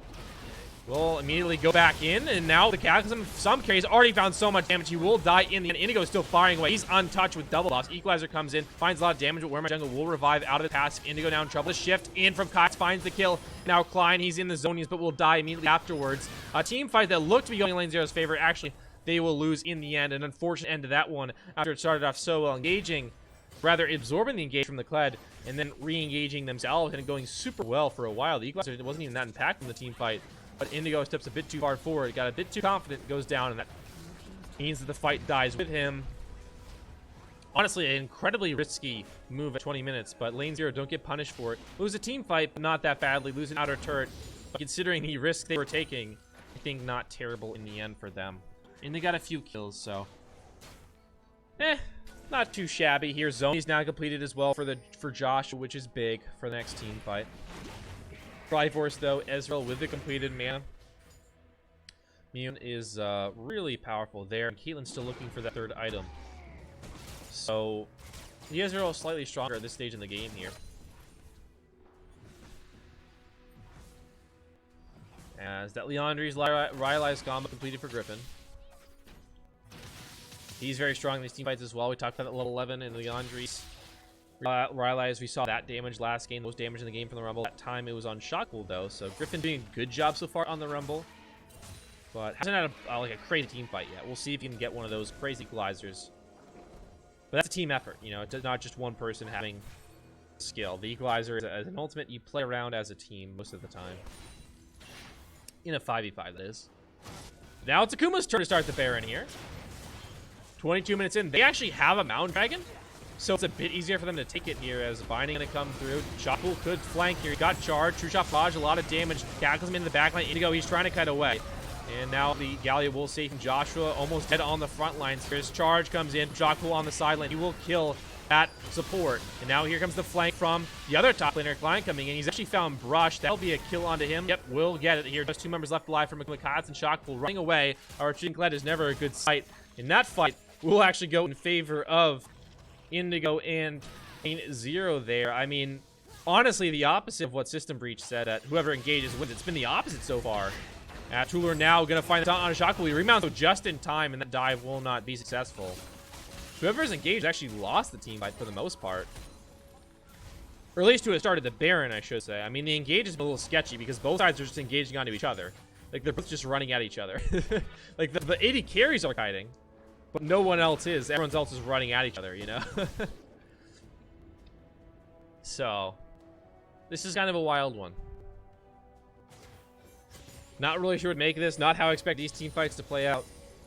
But now with Radom Caitlyn, Zonia's on your Morgana. A lot of items here on to the rest of your members for LNZRO. And same can be said for the other side here. You know, 2.5 items on the Ezreal. And everyone else basically has most of what they want. I mean, Kled would like a few more items here. He's actually going towards a tank item after that Youmuu's. And now the Jarvan is transitioning to take after that Cleaver and the Hex Drinker and Warrior he built. He's getting a Spectre's Cowl. And I assume the remaining items will be like an Adaptive Helm or a Spear Visage, and then maybe a Guardian Angel or something. As Klein actually might die solo in the top side here and engage in the bot side river. Good engage with lots of clean shot from Where My Jungle. They will get the pick off onto Brush. Klein still retreating in the top side of the map. He actually will survive. Didn't even have to use Flash. Very low on health here. We'll have to go back and TP into the fight if he wants to join it with any sort of health left. Dragon will go over in the end. Hold on. The engage coming in. The Fro goes over to the Zac. Now the engage coming through. TP coming in from Klein. Akuma into the back. Some carry down already here. Shockwell trying to keep with Klein in with that Lightning Storm. Hurricane season, baby! Shockwell now gonna die the ace and ult. Triple kill for Indigo. Kayat survives, but no one else on his team does. A 4-for-0, and that could be Baron here after picking up that Infernal Dragon. A huge swing for LNZRO. This is the team comp. This is what this team comp was gonna do, I thought. Like, in draft, this is what I foresaw them doing, and now they're finally executing it after a really sloppy first couple minutes of the game. They pulled it together here, and now at 25 minutes in, they are in the lead. That can change on a dime, though. I mean, I've seen it before. I'm sure it'll happen again. Whether or not in this game, well, it's remained to be seen here. They're on to Baron. Driver's still 5 seconds away. No chance for him to steal. Kayat's maybe with a Mystic Shot. Very, has a lot of damage. True Shot Barrage. Oh, my goodness. That Baron got so low. I saw 430 HP, and then I saw 67. But in the end, the Zac gets it. Where My Jungle, 2 smites in a row to his name. Whoops, wrong button. So he's feeling happy about that one. But yeah, that's if you don't hit that smite, you get a little sheepish when you look back at your teammates, so gotta make sure you get that one. Hex Drinker and into that mana, or what's it called? Not a mana immune, that's the tier item. This item, the one that builds out a Hex Drinker. He's getting the magic resist item with the shield. That's what he's getting. Indigo is. I don't know why I can't keep these names straight. Because I remember them half the time, the other half the time I don't, so whatever. Here, what is it? Hold on, let me think. I can't remember. Maw of Memory. Yes, okay. That's what it is.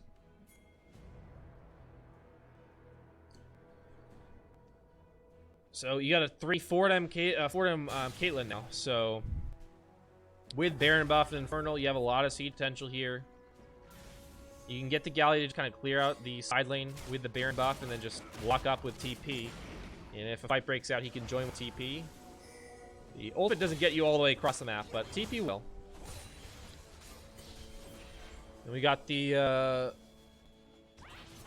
cannon clearing out mid lane. So a 1-3-1. I think the 1-3-1 is just sort of made to use the power of the Baron here, not actually like split pushing. Galio and Ken are not good split pushers when you build AP, so. Just to push in minions here, get pressure on the map. Smart move here from LNZRO. But now they're getting engaged upon. This might be the turnaround. Shock pull. He's in the back line. Will get denied though. Indigo action on him. Is kiting away. Finds damage and will kill some carry. Here comes the Equalizer though. Indigo sitting in the Equalizer. He's taking a lot of damage here from Griffin. But oh, the Maw Malmortis is huge. He survives. Doesn't even need to kill. He just stands his ground and fires away. A triple kill there for Caitlyn in the end. That's a one team fight for Akuma. And the cannon wasn't even there.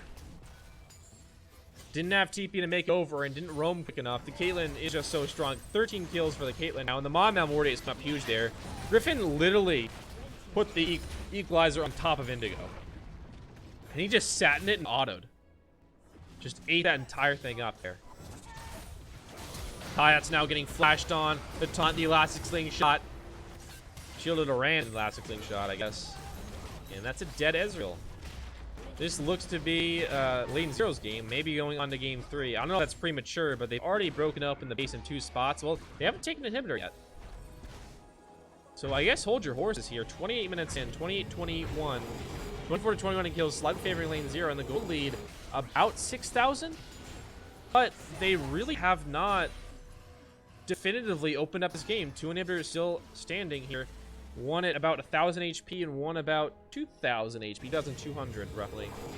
And we're gonna get a Cloud Drake in a minute and a Baron in about 2.5. So the game that I thought would break open right here, I mean, it just hasn't happened, right? Like, the inhibitors are still standing. You don't have Baron buff. I mean, you won't in very soon. It just expired literally now. So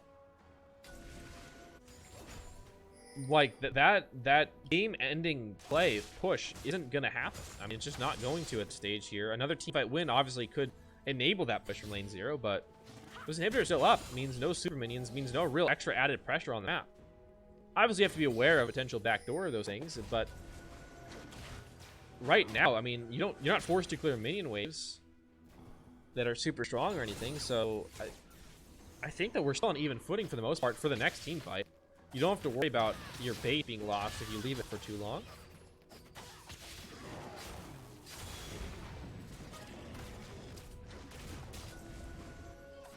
But now on to the Cloud Drake. It looks like they're going to stay relatively close to their base. Akuma don't want to venture out too far.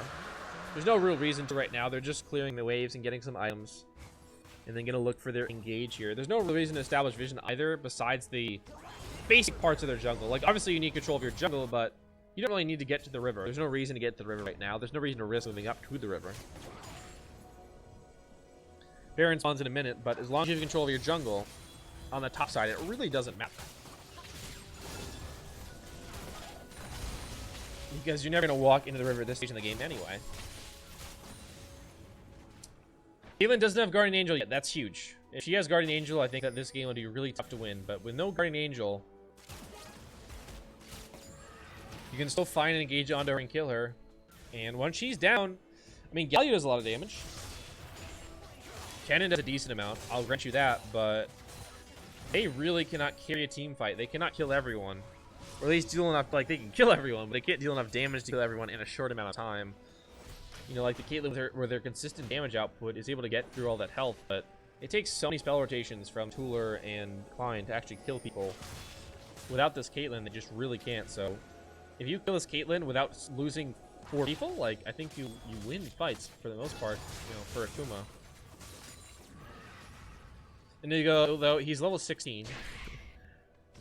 He is a little bit off. Hold on, let me do my math here. I think he's like a couple hundred gold off Guardian Angel right now.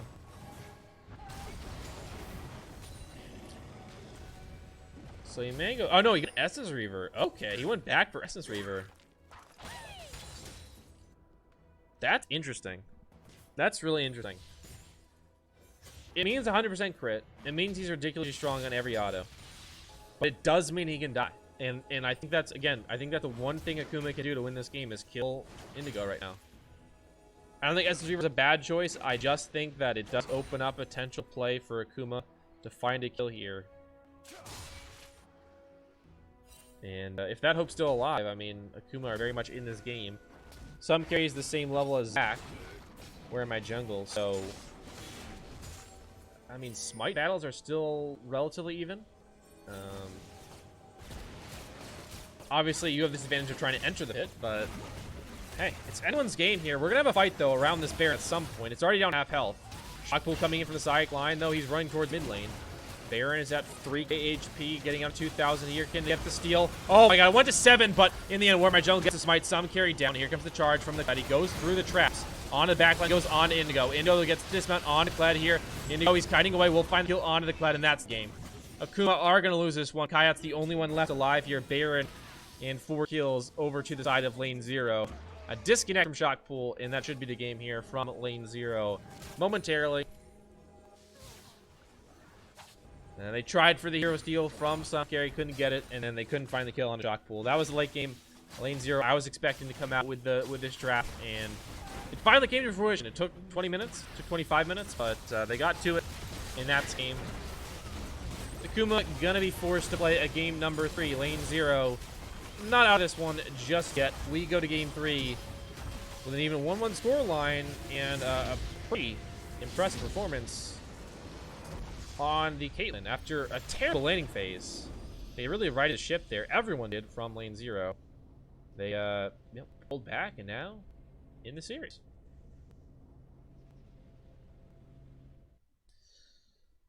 So now we go on for another one. We're going to take a short break. We'll be back for game number 3 here. It's getting late, but stick around here. We'll get the conclusion to this series. Lane 0 versus Akuma Sabers, Akuma Blades.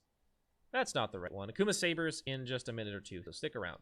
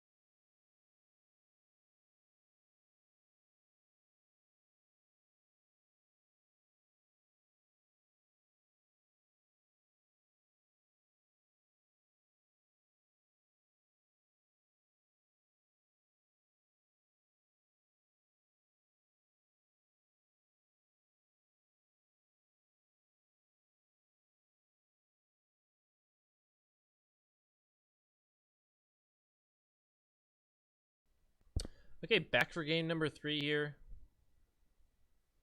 Lane 0 back on the red side.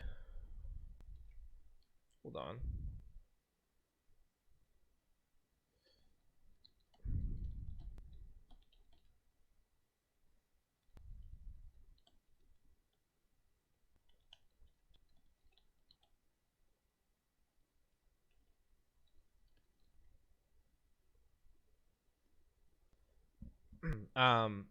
So back for game number 3 here. Similar bands, actually. All 3 games here. We're getting the Kaisa, Gragas, Caitlyn this time around, obviously.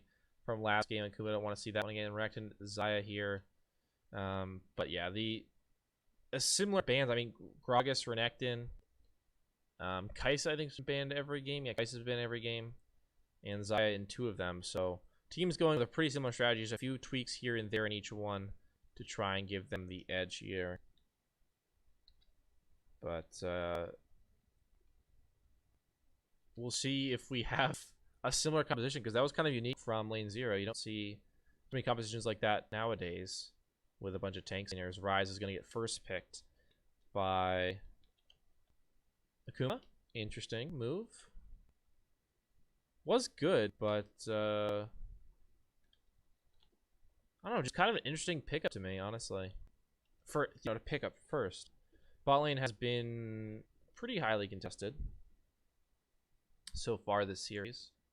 Saw the first pick Morgana here, but the Rise is going to be, all right, Zac into Syndra for LNZRO. So they will play the other side of the map. We'll play that other side matchup, like Syndra Rise. We get that twice this series, so.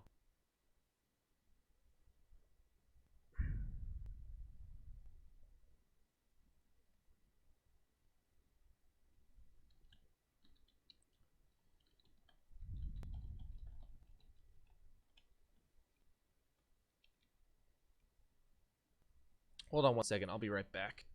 But the bands will keep flying out.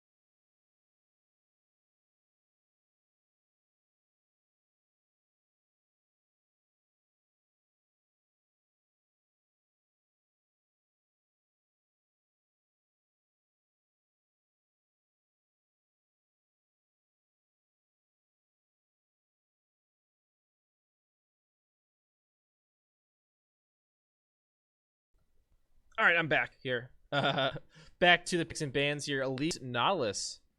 So we're going to have, a Rise Syndra again, and now a Morgana Nautilus again. Caitlyn's banned. Morgana still a very good support in her own right, especially into Nautilus if you can be on top of the spell shields. And now the Sivir Lucian banned by Akuma, getting rid of some 8 carries that LNZRO could potentially pick up here. And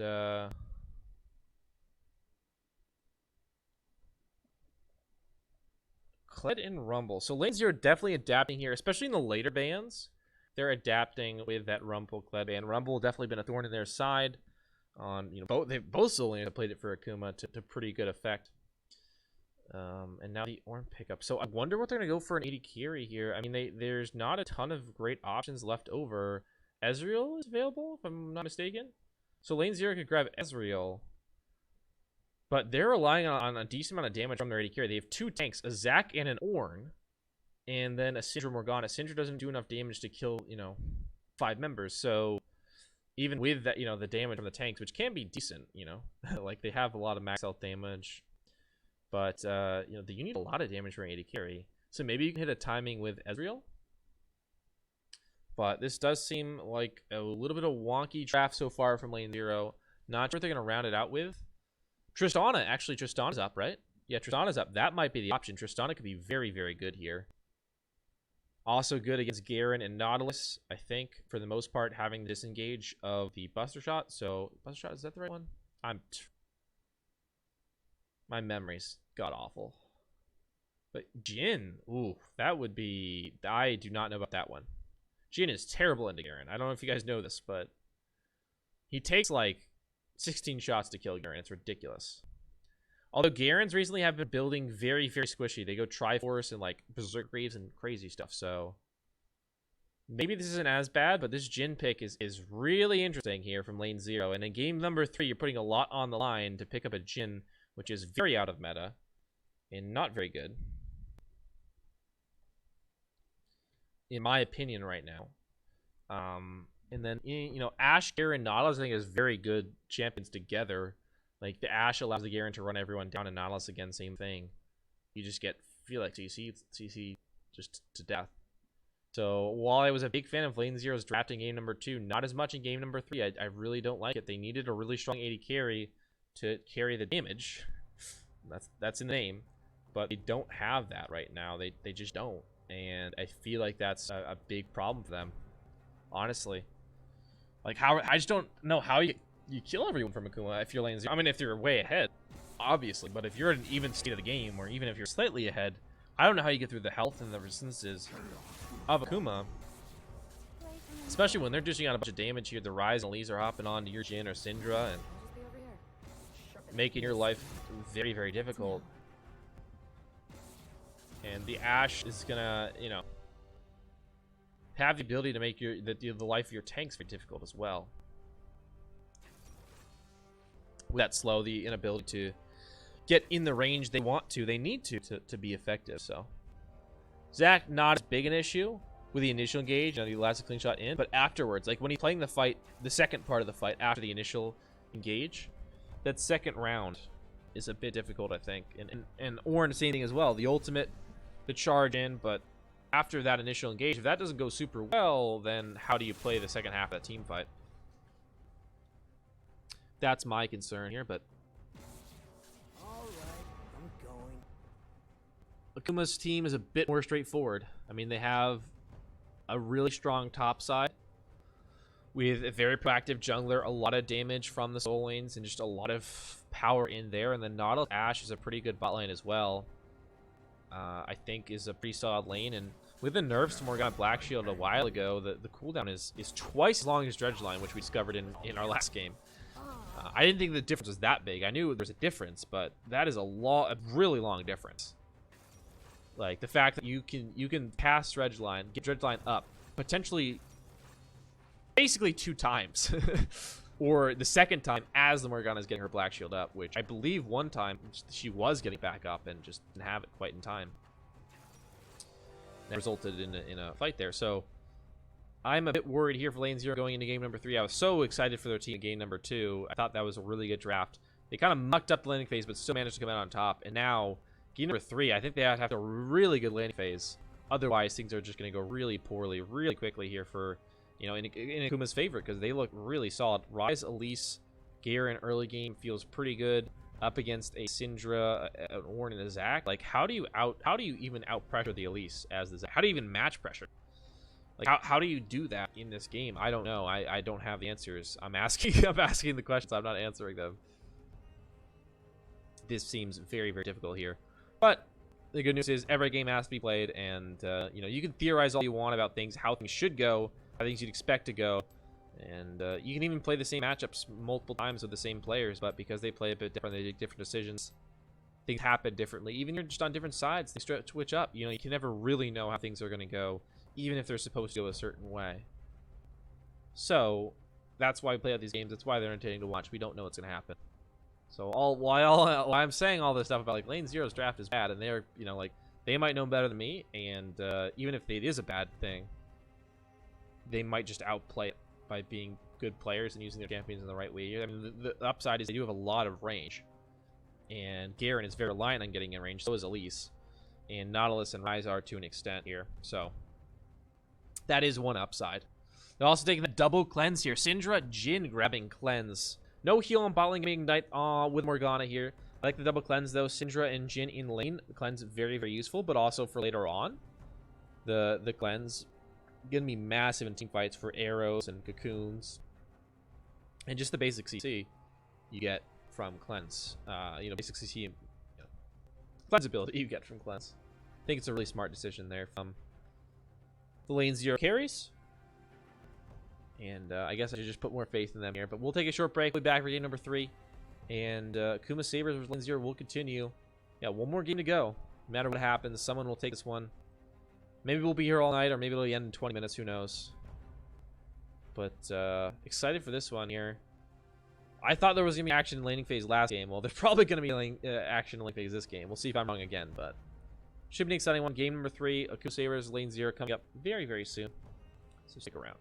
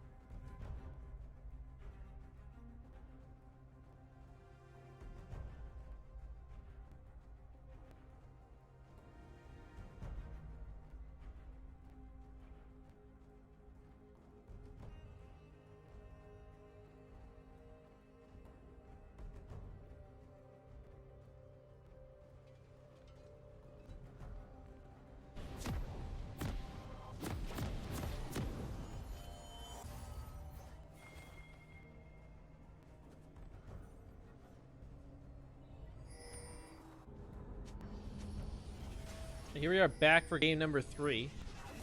See the brush is already pinging out the double cleanse here from Tuller and Indigo.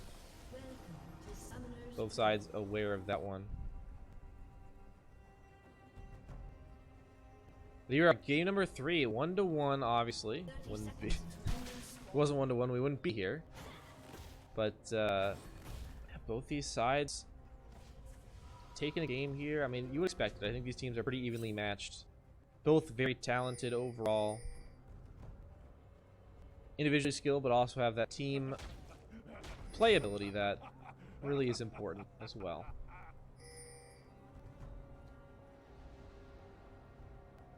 And it looks like no funny business, level 1. No wards, nothing really. The Garen is in the tri-brush, and Klein and Tuller were guarding the jungle in different spots here.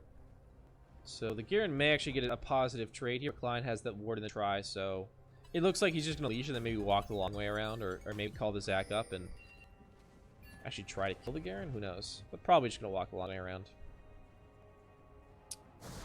But both junglers on their red buffs. Some carry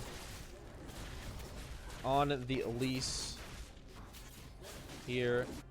And where my jungle on the Zac. And Shockpool, actually, you know, Klein's gonna allow him to trade onto him. Elastic shot, level 2 for where my jungle. Gonna get the flash out of Shockpool, so he did indeed call the Zac up level 2 to punish Shockpool, going for that little bit of a small cheese and tri-brush there, and actually works out. Does mean that a lot of vision, a lot of knowledge is given over to Shockpool and his team. So Akuma actually have a lot of knowledge of where the Zac is going. They had a ward on the Raptors. They know he didn't walk back over there, so it's pretty much assumed he'll be on the Krugs, which means that he'd probably go from Krugs to Raptors and then bot side again. So they should know where the Zac is for at least until like 3.5 minutes. That's roughly where he is. As Brush with the Aptock and Shield, absorbing so much damage from Indu and Joshua, and allows Akuma to actually win that trade in the bot lane there. Aftershock, still a very good rune.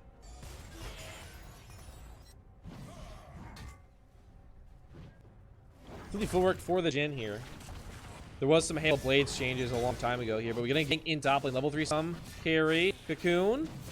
It doesn't even need it yet. He's just putting out damage. Flash in after a flash dodge from McCline. And first blood over to some carry. And with the repel, gets out. Nicely done. Perfectly executed there from Shockpool and some carry. Well, not perfectly, but close to perfect. Here comes the Zac. He's back in for more Shockpool. No flash. He lacks slingshot hits pulled back. Shockpool taking a lot of damage. Just spinning around here. Spinning to win. But some carry in.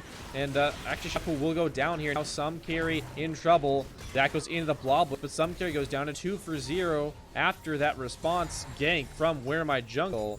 And loses his passive. But totally worth there. And now bot lane pretty tame compared to what we got going on top lane. Both top laners already dead. Or already have died once, I should say. Good grammar. By the way.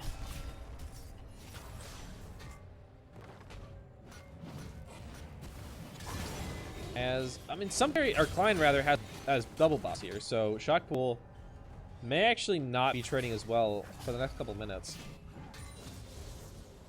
While he's got those.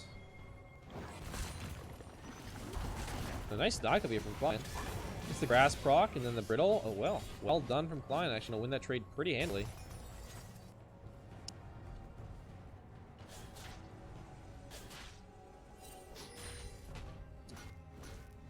So 420 in. Important to note that time here. 400 gold up for lane 0 so far.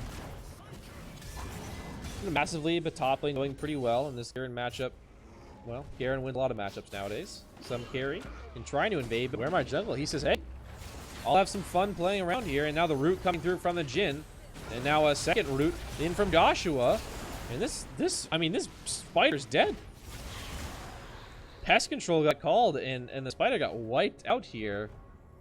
An attempted invade from some carry. He just gets slapped back down by the Zac and the goo. Zac would be a great slime video maker on YouTube. You wouldn't even have to make slime. He already is the slime. But nonetheless, this Elise up in CS, but already 2 deaths to her name. Some carry, not the early game he was hoping for on this Elise. Now the Zac, he's the one you'd think would not be great in the early game, but he's actually had a really good start so far. 1 kill, 2 assists, and handing over a couple kills. Actually, the kill went on the Morgana, not the ideal target, but he really helped out his top lane quite a bit, and the bot lane certainly appreciates the gold.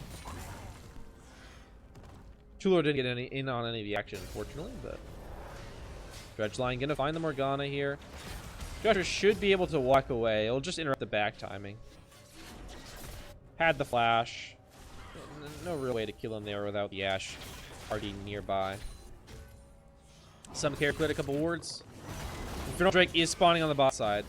Neither top laner have CP for quite a while though, so it'll just be the 4 members on this this bot side of the map, plus the mid laners.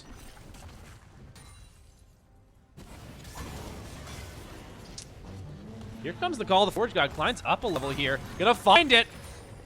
The knockup and then smacked down with the hammer. Klein with a solo kill in the top side. His second kill for Ornn.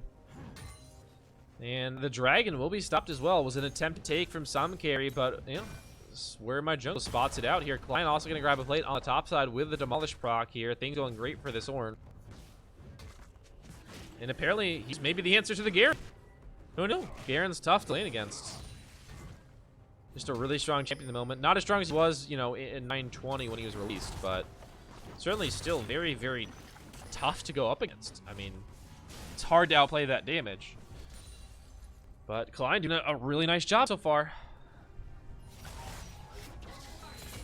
Bot lane, though, still pretty even. That's been the sort of story of this series, is that bot lane was very even in game 1, and when they were in a 2v2, bot lane was very even in game number 2 as well. The only real things that happened was that the ganks came through. And so the Morgana and the Caitlyn started to die a few times.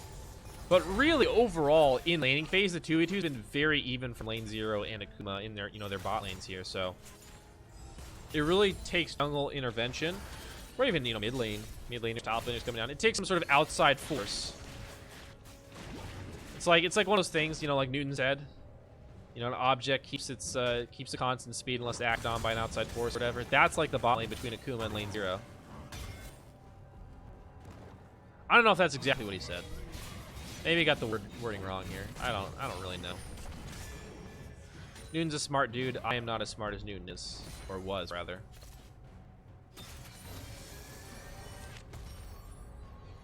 But if you say things that smart people say, you sound smart, I've heard. It's a little friendly tip to cheat the system there. Just quote really smart people. Infernal, though, still up. 8 minutes in. No one has taken it yet. There was an attempt, but still on the map. Infernal's very crucial. Game number 1 wasn't decided by double Infernal, but certainly gave it a significant advantage over to Akuma there. Klein now getting ganked in the top lane once again. Does not have the support of his jungler. Flashing Akuma misses as Klein flashes away from it. So a traded flash between jungler and top laner. That means that this Baron could be taken here now. Where my jungle down here, lane 0. Had the potential to outnumber 4v3 if there's a fight. And as a result, Akuma can't really contest. They can try, but it'd be very risky here. And Infernal will go over. And Infernal, especially this game, super important. You have a Jhin. You got a Jhin, dude. Jhin is one of the best users for, I think, the best user in Infernal. I don't think there's a better champion, right? Mathematically, there's not. Now, Indigo?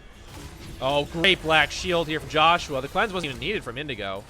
In fact, Joshua will have to flash away as he was going to get knocked up by the ultimate from the Nautilus. But getting slowed up is the Nautilus here by this curtain call. Flash and heal. Trying to get out is where my jungle coming for the gank. Flash and stretching. Trick. Oh, wow.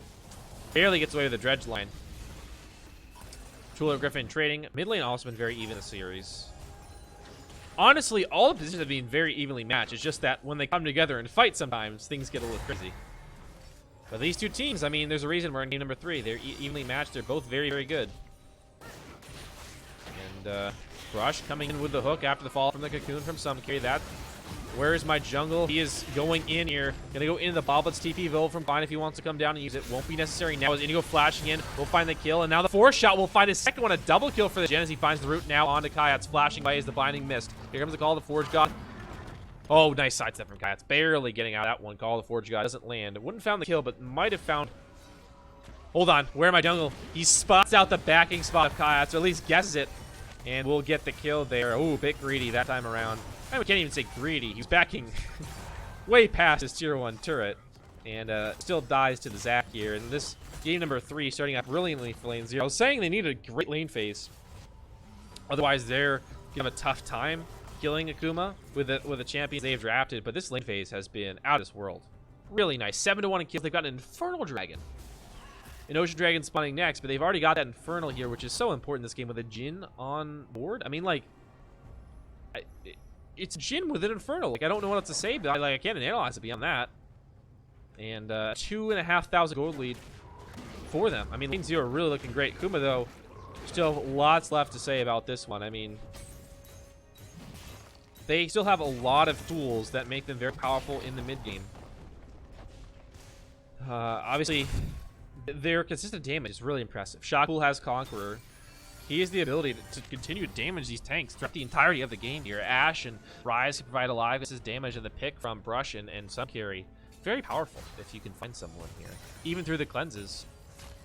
You know, I mean, cleanse only gets rid of 1 CC, or all the CC that's currently applied to you, but it doesn't get rid of the second follow-up CC that happens. You know? So, just a thought. Maybe you can still find a pick through that. Rift Herald was taken by some carry there. Got an Ocean Dragon here in 2 minutes.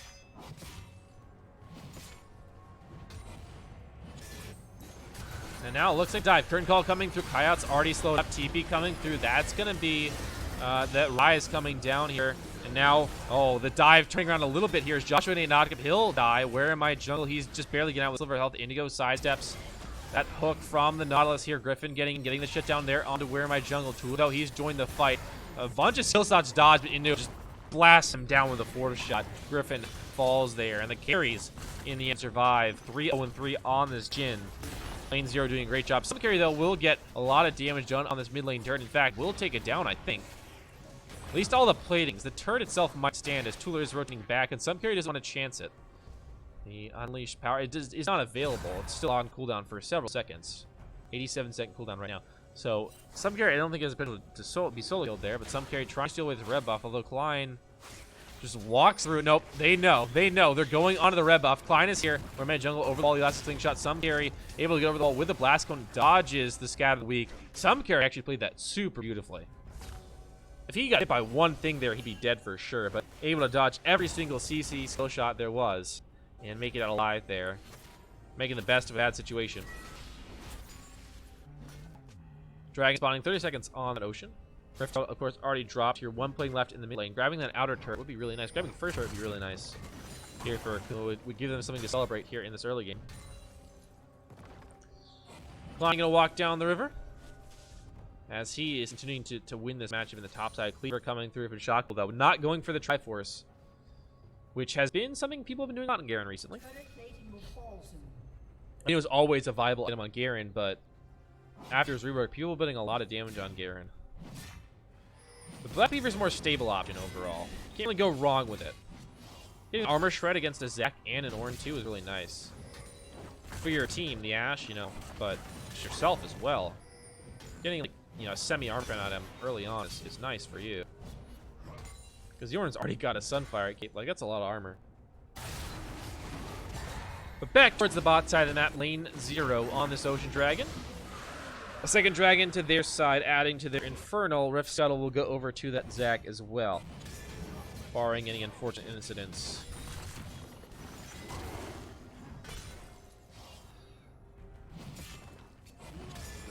So 14 minutes in, plating's dropped. Curtain Call gonna drop down here. Yeah, there's a lot of shots coming through. Kayat's stunned up. The Soul Shackles are huge. And there's the last thing shot. One already down. Kayat's has fallen. Rush. Use the dredge line. We'll get out. Where my jungle? We'll just say, all right, fine. You made it out alive. You deserve to live. And I'm dying to the turret, so I'll leave now. But a big kill there onto the Ashe. Getting Kayat's down means that they can take the turret now on the bot side. Mid lane still very low for LNZRO. Whereas Akuma has a very healthy turret there, but first turret now not possible for Akuma to take. A lot of gold going over to this Jhin, who's sitting on a decent amount right now. He's already got an Essence Sweeper, gonna get an Infinity Edge next for sure.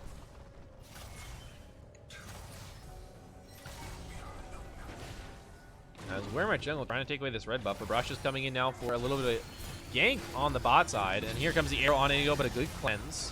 Josh also absorbed that depth charge with the black shield, and now Rush gonna get pulled back by that last glitch. Joshua now being flanked from behind by Griffin. Takes a lot of damage here. Indigo trying to walk his way towards Griffin here. Now last ninja on Griffin, but Where My Jungle, he'll die. A lot of damage put down, but no kills picked up beside that Morgana. Here comes Gall, the forward got from the TPing. Klein, he will find Kayat and many others. Alright, Kayat's already dead. Last ninja onto some carry. Where My Jungle pulls him back.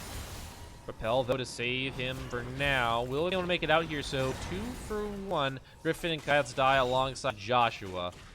But a turret also falling in the bot side. That inner turret in the bot lane goes down for Akuma. Now Indigo and Where My Jungle, along with their buddies, going to take away that red buff here.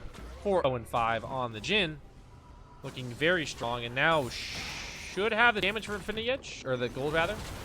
As actually, a little bit of damage on some carry. Clyde, though, takes a few turret shots and just says, just kidding. You go.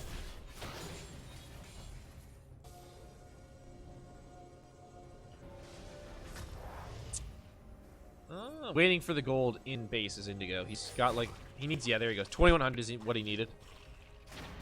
So he's got Infinity Edge in Essence Weaver inventory. This Jhin is ridiculously strong right now. 16.5 minutes. 12 to 4 in kills right now. The gold lead about 4,000 for LNZRO. They're looking really good in game number 3.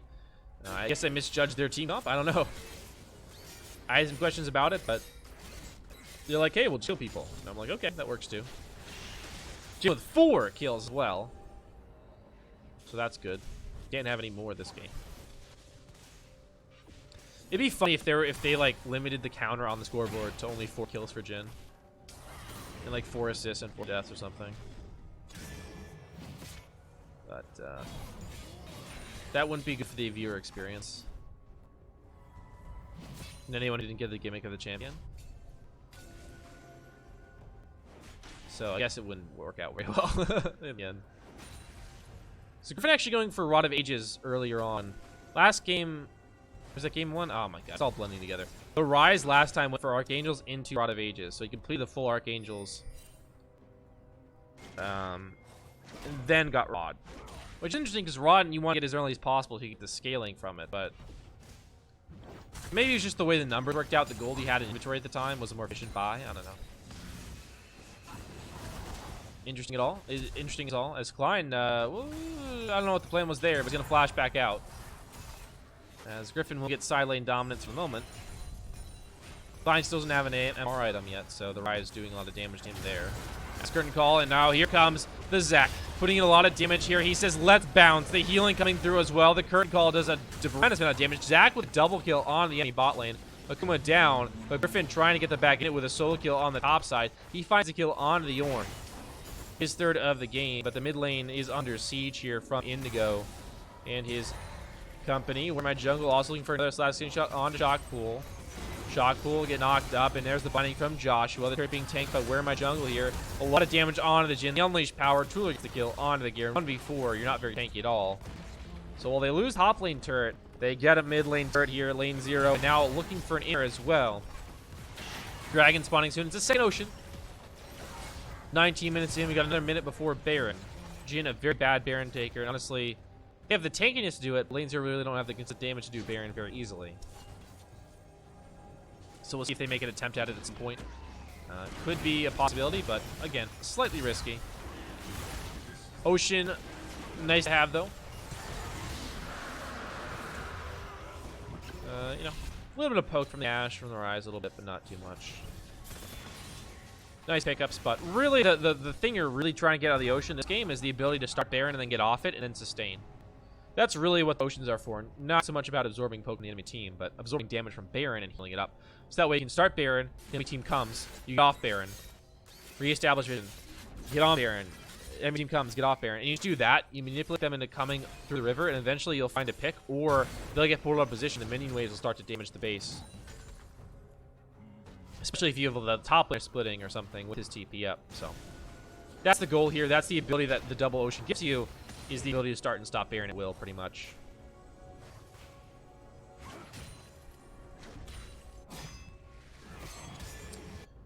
This Garen pick, though, really not working out. Shockpool having a rough time. 0-3-1 on the Garen. It actually is a slight CS lead in the top lane, but really has not had the fight impact you're hoping for.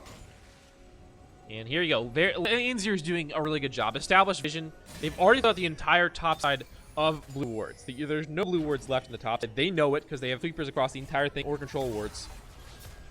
They've seen everything. Now, Ashe is a great champion at this, though. She is amazing at defending Baron because of her hawk shot, as well as the fact that she's going to have a blue trinket. You have blue trinket for the mid lane as well. It's so hard to start Baron without the enemy team knowing. It's basically impossible.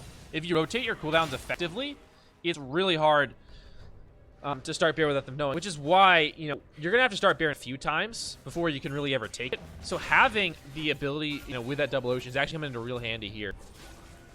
The more I think about it, the better it is for LNZRO. And that Infernal, obviously, just fantastic. We're going to get Cloud Drake, though, in 3 minutes. Baron, obviously, going to be on the table until it's taken.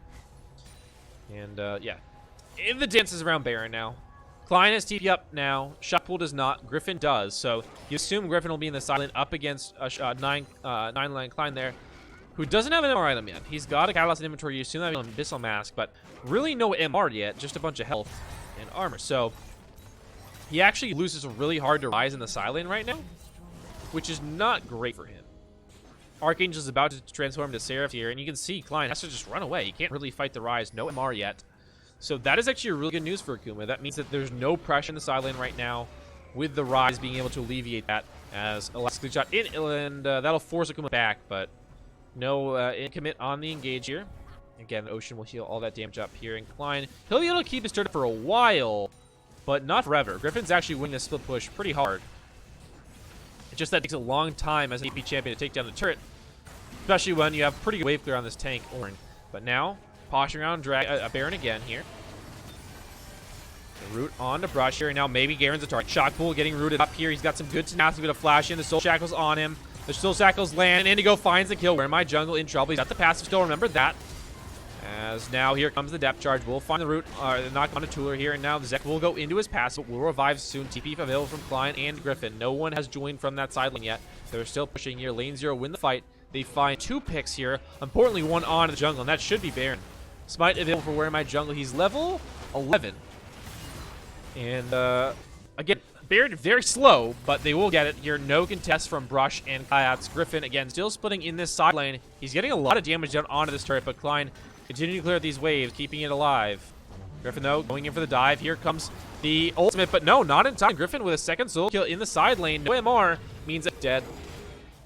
Orn there. He actually has picked up a Negatron cloak. He crafted that in lane, but what is that? 40 MR is not enough to stop a rise. With a Rod of Ages, a Seraph's Embrace, and some more AP to go along with that, you're really not stopping the rise. Here we go. Akuma, LNZRO, game 3. And LNZRO winning significantly. You're 23 minutes in. Infernal, double, Ocean, and a Baron. No Baron left on their top laner. He died. But an amazing game from them here. I really thought the draft would not work out in their favor, but a 6-0-8 Jin here, 2-0-4 on this Syndra. Their damage carries are just so strong right now, and even their jungler, the Zac 6 kills. So they are incredibly strong right now. You can see it in the gold lead. It's not insane, but it is 5k at 23, which isn't bad. But you also look at the items. Jin's up an entire item on the Ashe. An entire item here. Plus, you just saw the Ornn upgrade the Molten Edge now.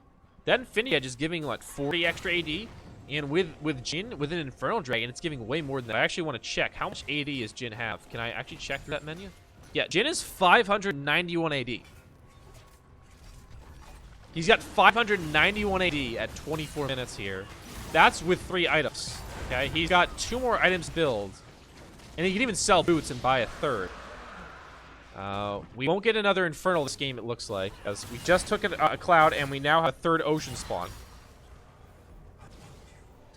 But, I mean, it's crazy. It's crazy how powerful this Jin is.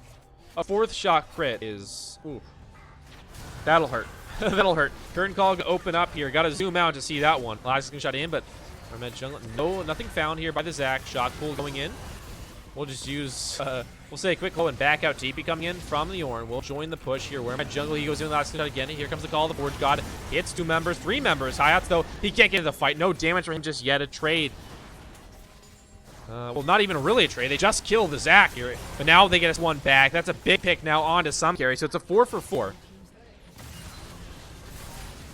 4 members left. 3 with Baron buff. Indigo walking forward. A bit dangerous, but he does a lot of damage here. Oh my goodness. Inhibitor is getting very low. Joshua misses the binding. Shockpool looking to go in here, but not gonna go and pull the trigger quite yet. He has no ult yet. Cannot call Justice down to help him. And now, oh, that's a big hook there onto Joshua. Big dredge line. Now Tuller trying to cut it out here with Indigo in the backline. They will do so. Inhibitor already down, but Joshua will fall. And 3 members left alive. Indigo actually gets it with the Death Blossom. Finds a kill. Kai's flashing immediately away from Indigo, who flashes onto him. Needed a 4 shot for that kill, but the Ashe will get away. This Jin is ridiculously strong. 8 kills now in this game. Here comes the Realm Warp. Shockpool giving chase some carry. Finds a way in. He gets knocked up immediately. Vicun onto Tuller, but Indigo is still firing away. A ridiculous amount of damage being output by him. Every auto makes you cringe, that sound. Oh my goodness. Curtain call now thrown down as well. Finding a lot of damage onto Shockpool. 2 shots hit. A 3rd shot hits. A 4th shot misses. Shockpool survives just barely. And now the knockable miss onto Griffin as well from Klein. They're still pushing though. Baron buff still empowering the minions for LNZRO. Last shot. Gonna hit Griffin here. Pushing strike finds 2. Call the Forge God. Gonna find same 2. And already Tuller is putting a ridiculous amount of damage along to Indigo in the back line. And this Zac will finally go down to Shockpool's ultimate. Kayat's eyes do a 4 shot from Indigo. And now just 1 member left line. The Garen here. Soon the Elise will revive. But she is not going to do a whole lot against these minions here. Super minions in the mid lane. This Jin ridiculously strong. 27 minutes in. It looks like this will be the end. LNZRO playing to end the game. Cocoon misses a route here. And the Elise just going to walk away back to base. And LNZRO have done it. They're going to take a series here against the Akuma. Akuma Sabers take game number 1. But a reverse sweep this time around from LNZRO. A bit of an unorthodox Jin pick in game number 3. But LNZRO make it work to my surprise. And pull out a devastating performance here. 8 kills on the Jin, if I'm not mistaken, at the end of that game. Could be more than that. It could have been 9 or 10 by the end of that one. But regardless, a ridiculous amount of Jin damage output. Actually 11. He actually picked up a bunch of kills in that last fight that I wasn't counting. But he just destroyed with that pick. I was very surprised by that damage. The Jin with 25,976 damage, more than doubling anyone else in the game. The Rise were the next most there. So a valiant effort put up by Akuma Blades, but not Akuma Sabers, rather. I keep saying Akuma Blades, but they're not able to get the win this time around. Both teams trying a few new things in game number 3. A Gear and a Jin. But in the end, the Jin is victorious. I mean, a little bit of RNG luck with the Infernal spawn, but they also played that brilliantly. And that laning phase went a lot better than I expected here. As well as that Ornn in the top lane. Blind actually had a solo kill up against the Garen here. Obviously, again, jungle interference, things, happen, but brilliant performance. 0 deaths on the carries for LNZRO here. Well done by them. A well-deserved win. Akuma, again, it just felt like so close every time. Games 2 and 3, a few things go here and there, and they could. But these teams are really evenly matched. Love the series from them. That was a really fun to watch one. Again, I'm sorry for the buffering that happened on stream and all that, the lag and poor quality and whatnot. I can see I'm dropping a few frames of things, and there's definitely lag. Unfortunately, I have constraints on my internet, so I have everything closed. Literally the only things running are my game and the OBS, so there's not much I can do about it. I try settings as well, but yeah, I hopefully it'll get better. I have there are some plans to move at some point, so hopefully I have better internet there. Like, part of the problem with where I am right now is that I don't actually have a physical connection to the internet. I have to use Wi-Fi because the people who put internet in my house many years ago, the place where I live now, they put it in one corner of the house, and they didn't run cables through the house, so you can't actually get physical connection with a cable anywhere but this one room in the house that's in the corner of the house. So it's very frustrating, but you got to deal, unfortunately. And like I think the internet was a lot better yesterday, and the stream was a lot better, but yeah, that's because no one else was around to use the internet and things like that. So yeah, sorry about that. Unfortunately, we just have to live with it. But yeah, thanks for sticking around and watching. I know it's miserable to watch low quality stuff, and it's just really awesome that people care enough about the Sugar Free League and these teams to come out and watch despite my shitty internet. So sorry about that, but hopefully it'll get better with time. But thanks for sticking around. And getting in chat. Hopefully you guys won your bets if you placed them. And we should have a game here. Let me check. Let me finally open up Discord and check here real quick. It's scheduled for 9 p.m. tomorrow, and I forget who it's gonna be. Let me tell you that one real quick before I go. The game would be LNZRO versus Dawn Inferno tomorrow at 9 p.m. I still don't know whether or not that's gonna happen.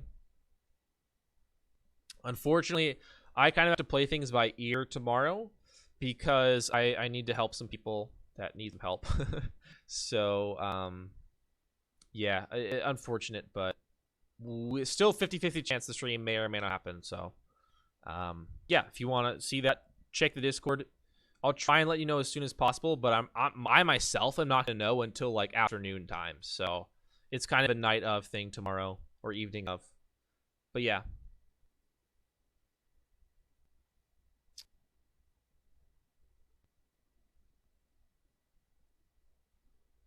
Yeah. So yeah, thanks for watching. GG to both teams. Congratulations, LNZRO, taking the series 2-1 over Akuma Sabers. And System Breach and Indigo actually having a really interesting talk and chat about their team comps that Indigo and LNZRO picked.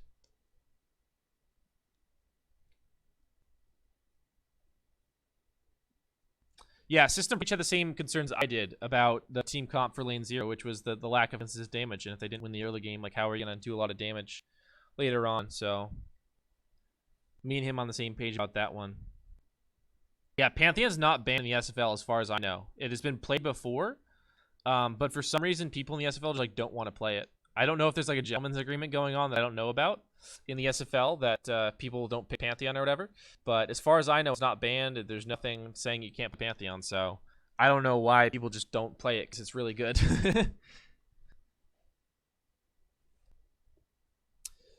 Yeah, the Garen build was also interesting as well. The Garen, so from my experience recently, what people have been going is Triforce and then Phantom Dancer. That's what I've seen. I don't know if that's the optimal build, because pros haven't really been playing it and whatnot.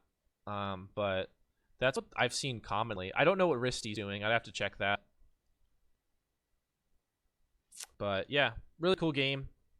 And some interesting stuff in chat. If any of you guys are still watching the stream, you want to read the chat, just reaching in to go actually having a really interesting discussion about how some things about the team comps and whatnot. So check that out. And you can find all the VODs on YouTube and Twitch for the Sugar Free League games. I'm not Kios, that's my name. You can find me on Twitch and YouTube. I'm not COEOES. And thanks for watching. I really appreciate it. And definitely give the stuff in chat a read because it's pretty interesting. So thanks, guys, again. Thanks for putting up with my shitty internet and the shitty stream. And yeah, it definitely deserves a swear because it sucks, and I apologize. But such is life. Life isn't fair. Life just is. That's my grandfather said. So yeah, got to deal with it. And thanks for sticking around and dealing it with me. And I hope you guys have a good night. Again, game tomorrow, 50-50. It'll be at 9 p.m. Eastern if it does happen. But it's 50-50 right now. I'll try and let you guys know as soon as I know. But like I said, afternoon thing tomorrow. So thanks for putting up with my shit. And I'll see you guys tomorrow. Hopefully. Hopefully I'll see you guys tomorrow. We'll see.